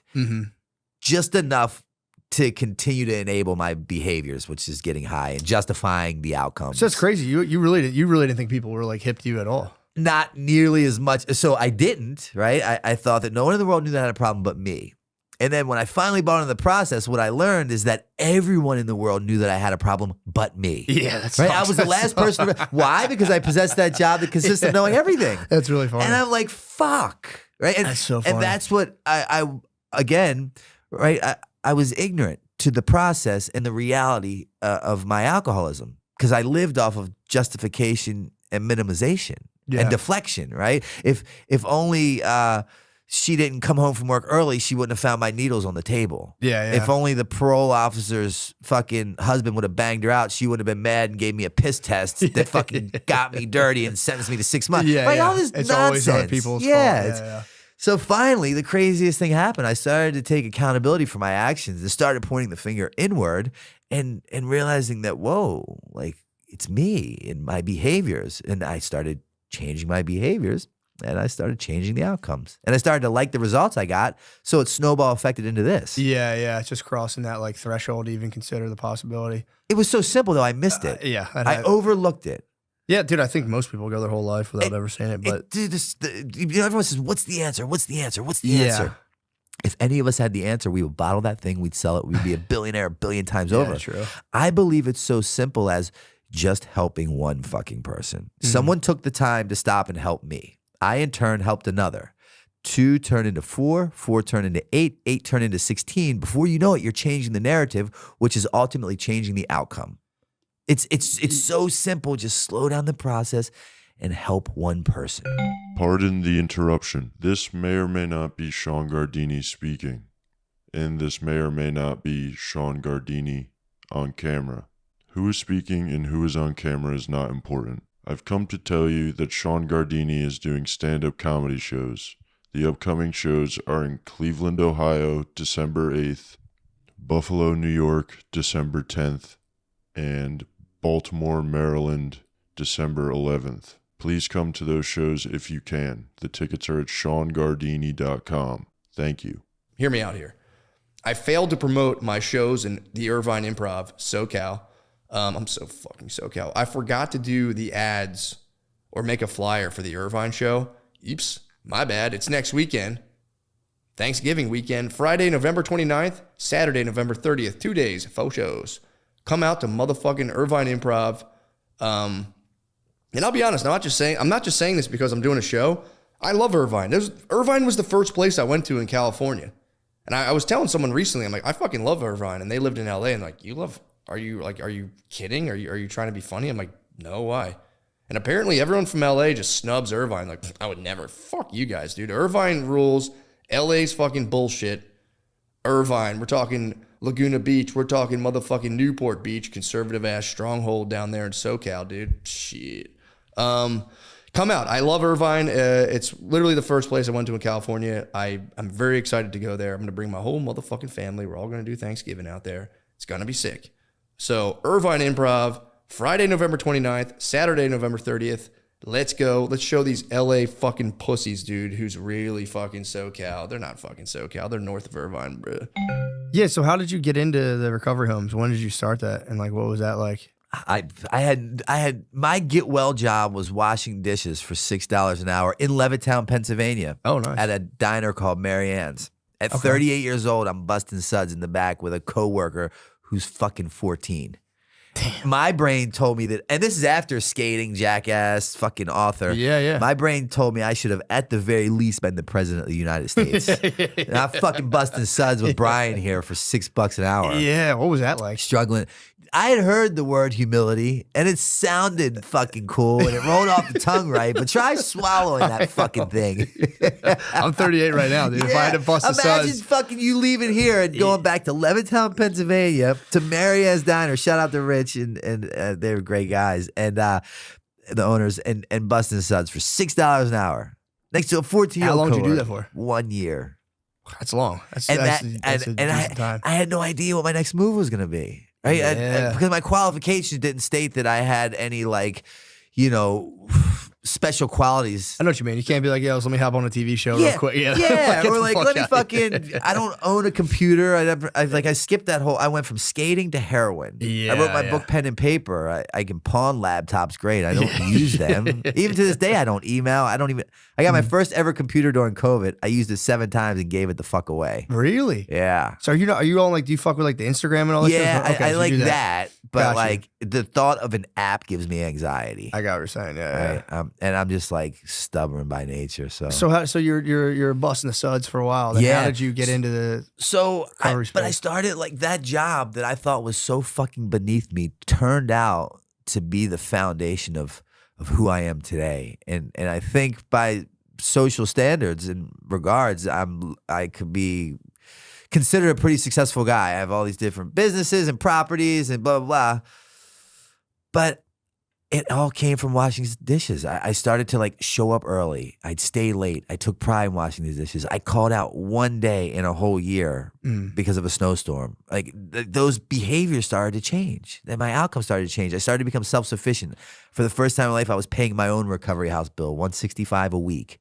I was buying my own groceries, my own cigarettes, not relying or depending on anyone. Yeah. I stopped like, and then what happened was, someone asked me to speak at a candlelight vigil for someone who had passed away. And because, you know, the 12-step program, AA, and all that, it's anonymous. So you don't know really what's going on there. But when I spoke at that candlelit vigil for people who had lost their lives, someone like had filmed it and it started making its rounds on social media. And then an organization reached out to me and they're like, would you like to come speak at our facility in Florida? And I'm like, sure. And they put me up at the W in Fort Lauderdale in the penthouse. And I'm like, what the fuck? Are they going to like ask me for a donation? I wash dishes.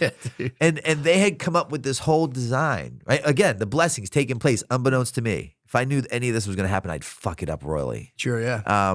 And they had put together this whole plan and presented it to me. And I'm like, dude, I didn't even know this world existed that I live in today. And it just kind of gave way, and I bought into what they would say, and in those meetings they'd say, like, in order to keep what you have, you have to give it away. And this is cliche as shit. And I vowed to myself that when I was in a position financially, I was going to recreate that sober living house I lived in. That's cool. And do for others what it had done for me. So literally on my 5th year anniversary, I opened up in Wilmington, Delaware, my very first men's sober living house called Novak's House with 10 beds. And that has since turned into 7 houses for men and women in Wilmington, Delaware with 75 beds. And I fucking travel the world, and I have generous friends or just strangers that want to give back, and they occasionally stroke a check and they provide money that I have in the scholarship fund. And my mission is to provide a bed for anyone in need of sober living after completing a treatment center. I refuse to let price be a deterrent as to why someone can't get help. And then, unfortunately, the demand was met. I kept fucking expanding, and I really wished that wasn't the case and these didn't even exist. Sure. And I'm like, dude, I can help more and I can be better. So then I created Redemption Addiction Treatment Center in Wilmington, Delaware. Well, in Newport. Okay, yeah, that's right next to it. Down there, yeah. And it's an outpatient facility where people come during the day, 5 days a week, or nighttime groups. And I always tell people I'm on par to create like a David Koresh Waco, Texas compound vibe, minus the gun and the fucking religion. But I want to create this place where people feel like they want to be a part. Right? It's all deliverance. Like I started this podcast.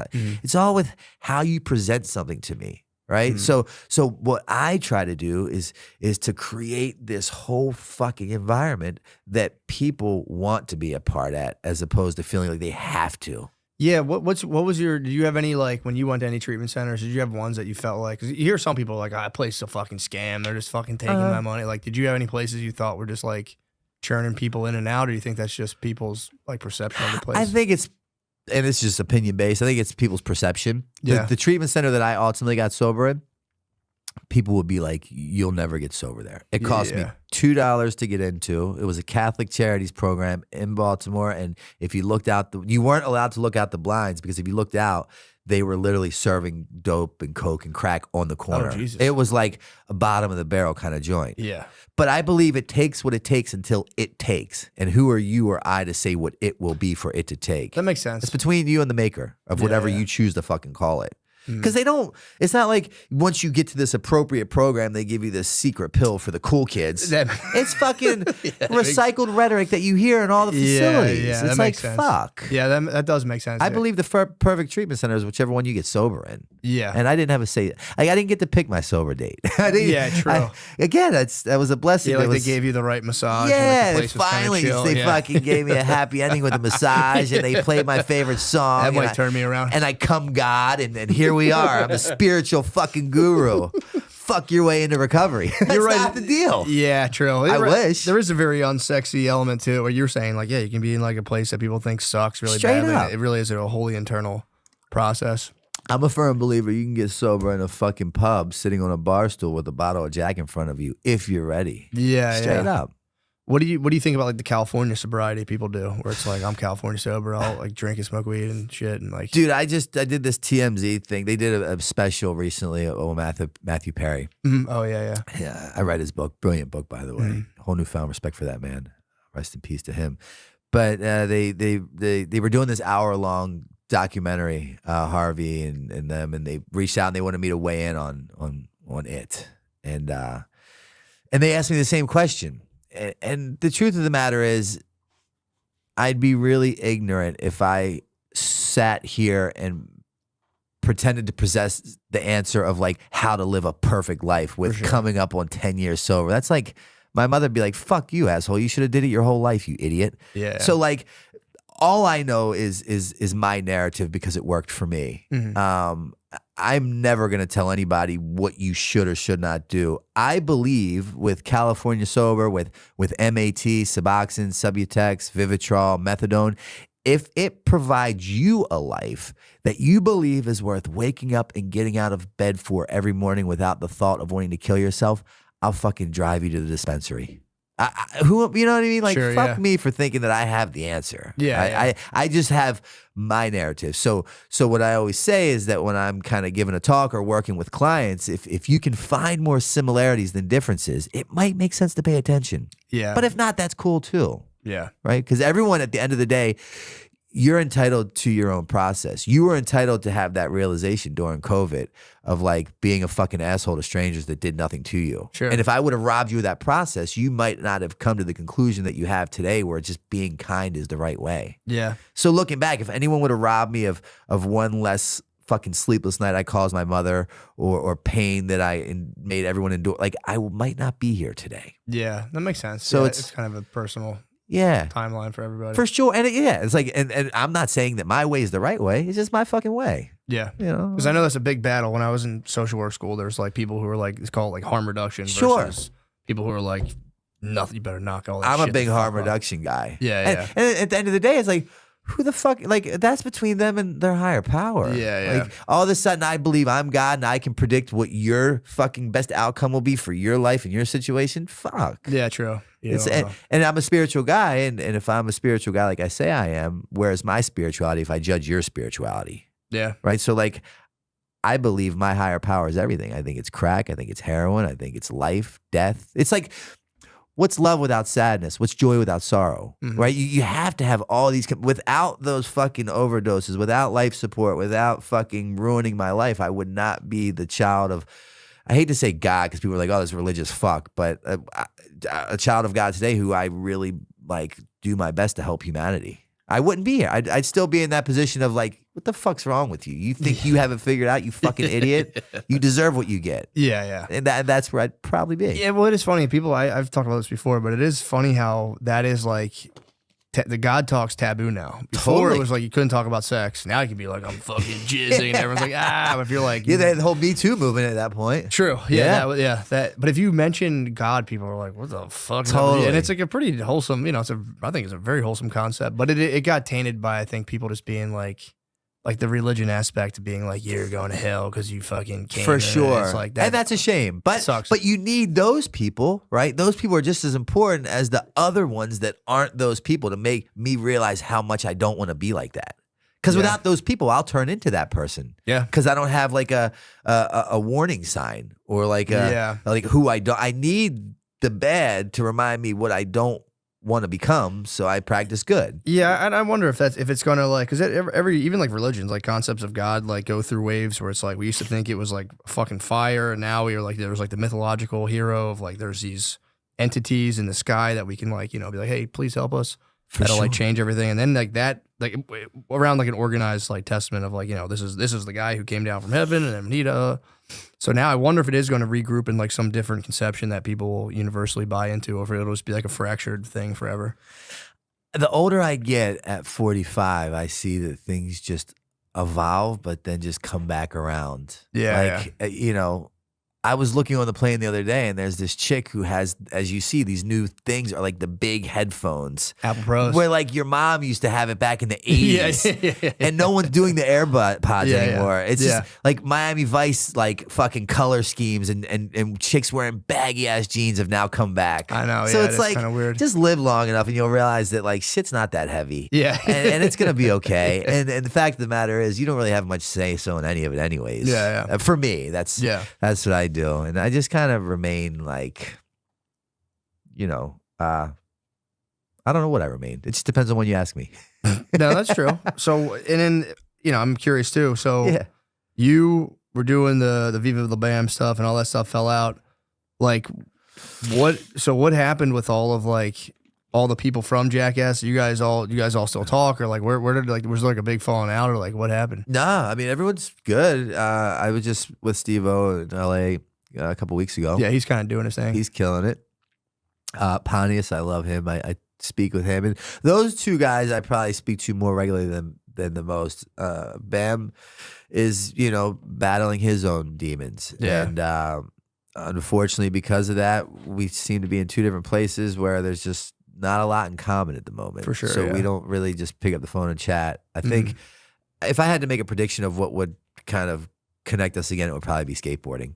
That's cool. That's always been the common bond and theme throughout our relationship. Do you still skateboard?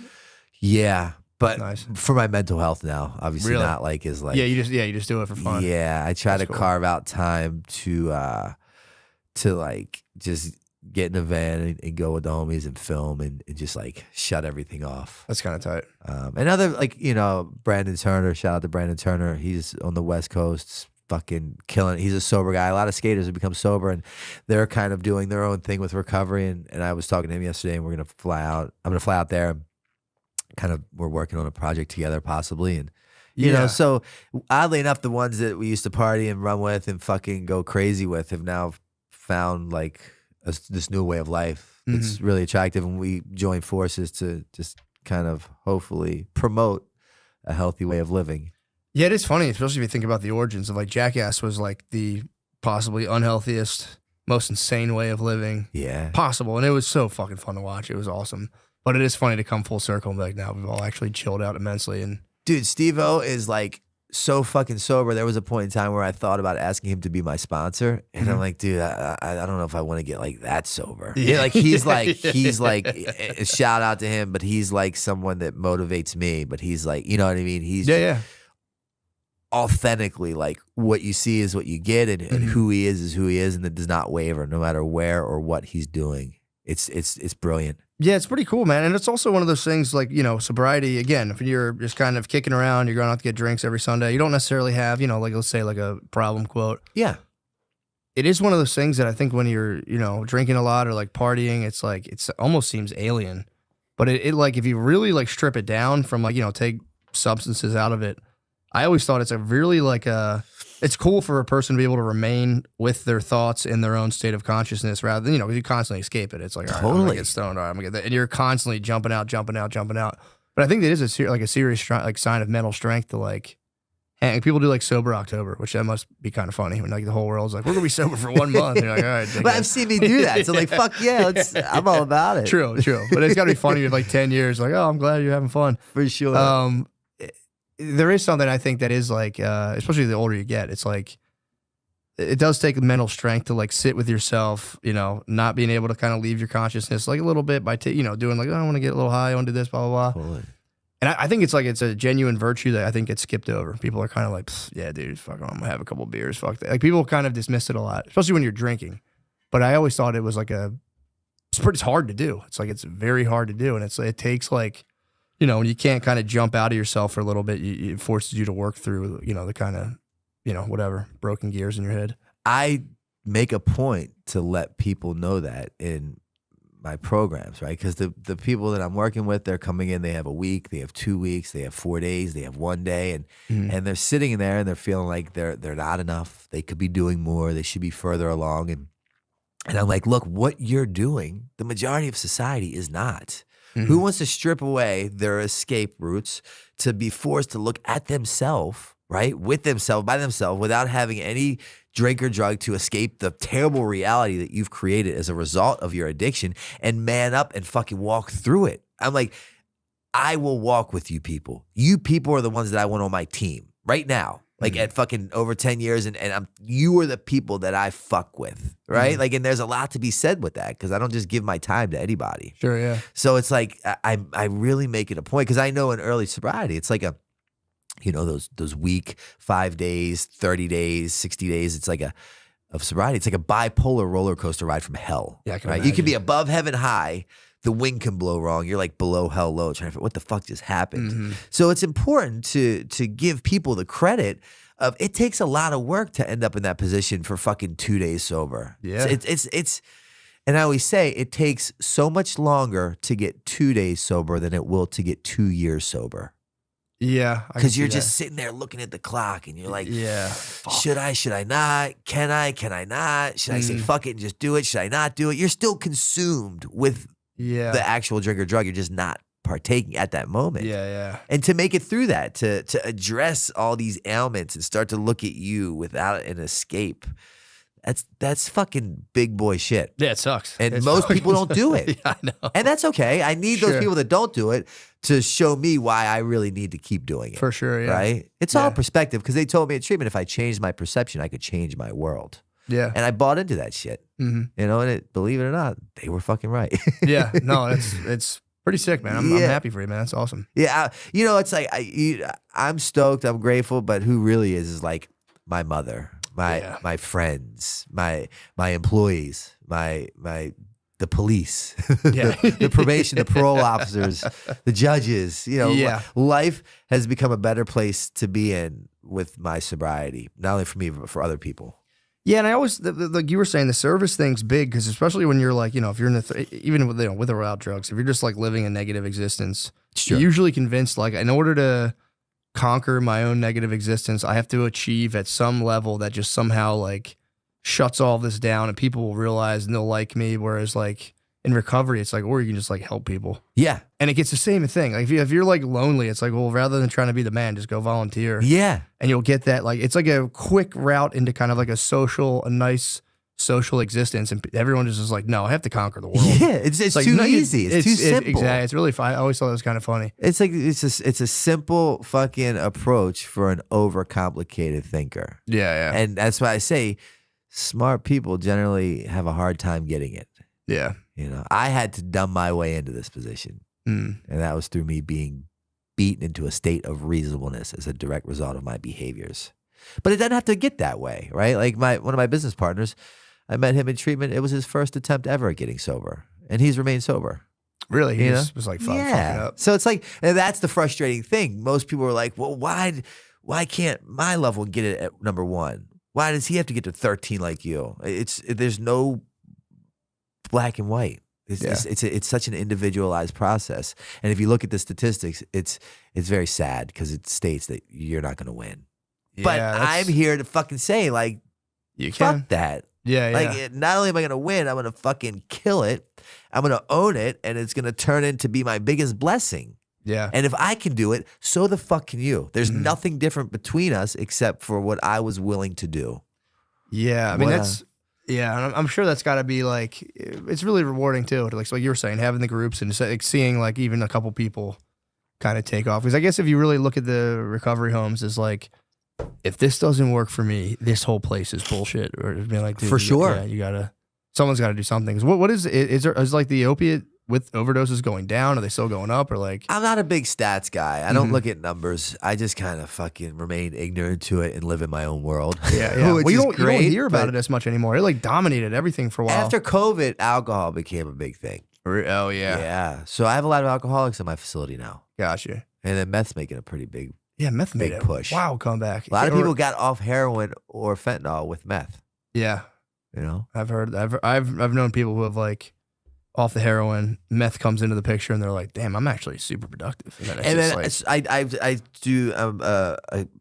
I work with the DEA. I'm like a keynote speaker for the DEA at these summits that they have all over the nation. And I was just doing an event with them in St. Louis, and they were like, "Yeah, cocaine's making a big comeback. We're fucking busting down big shipments of cocaine." So kind of like how I said Miami Vice was cool again. all Like comes crack around. could be cool again soon with like the Very well. 80s. You know what I mean? Yeah. Like that's usually how the world works. Do you think they should legalize drugs? Do you think that'd be easier to help people, or do you think it would make things worse? I think so. You know, I don't know about legalizing it, but I do believe in like safe injection sites. Mm-hmm. And Philly was going to be the first place to do that. Yeah. And then they shut it down at the midnight hour. And their fear was that like it could trigger others in the community to want to get high. And maybe that's the case, but for me, I would never walk past a safe injection site and be like, I think I want to go in there and shoot up heroin. Yeah, I don't think it would. I think they did this in London or Britain, whatever, Years ago. And I it believe worked. it works. In Sweden, I think maybe. Yeah. And what I think would be beautiful about it is you use it as a portal, right? It's a major harm reduction approach. They give you clean needles, clean water, clean cotton. And they test, obviously, the drugs. And then they test the drugs. And the majority of the people that are in there don't really want to be in there anymore. That's kind of what it's lost its allure. Exactly. You're in like a doctor's bench. Yeah, You're you're being fucking monitored as you shoot up with some weird guy to make sure you don't die and to inject you with Narcan. So at the very least, when you do say you're ready, bam, we have avenues to get you. Yeah. But now check this out. Me being a major advocate for that, right? I own where I live in Old City, right, in Philly, and a really nice place. And someone said to me, they said, well, would you want it next to your house? And I'm like, no. Yeah, because it fucked my property value up, right? And I'm just being transparent and open. For sure, and like, for sure. So there's two sides to every fucking coin. Yeah. Yeah, that's true. Yeah, then, again, with that, you're going to have people like popping door handles and all this shit. It's like, yeah, because you're like. Straight up. Not So here. I really just try to remain like Switzerland in a lot of fucking plays. That makes just sense, neutral yeah. and adapt accordingly. At least you're honest, because I heard people be like, I wouldn't care, and it's like, yeah, you sure? Yeah. And, that's just the truth of the matter. Now, not saying that like, if the opportunity presented itself and they were going to do it, I would still back it. But in my mind, I'm like, but couldn't you just go a neighborhood over? You know what I mean? Like, I wouldn't vote no on it. Let's put it that way. I would not vote no on it, but I would definitely vote for it to be in the next neighborhood over. For sure. Yeah, that makes sense. Everybody would. Yeah. So it's just, I don't know. It's such a individualized thing. I don't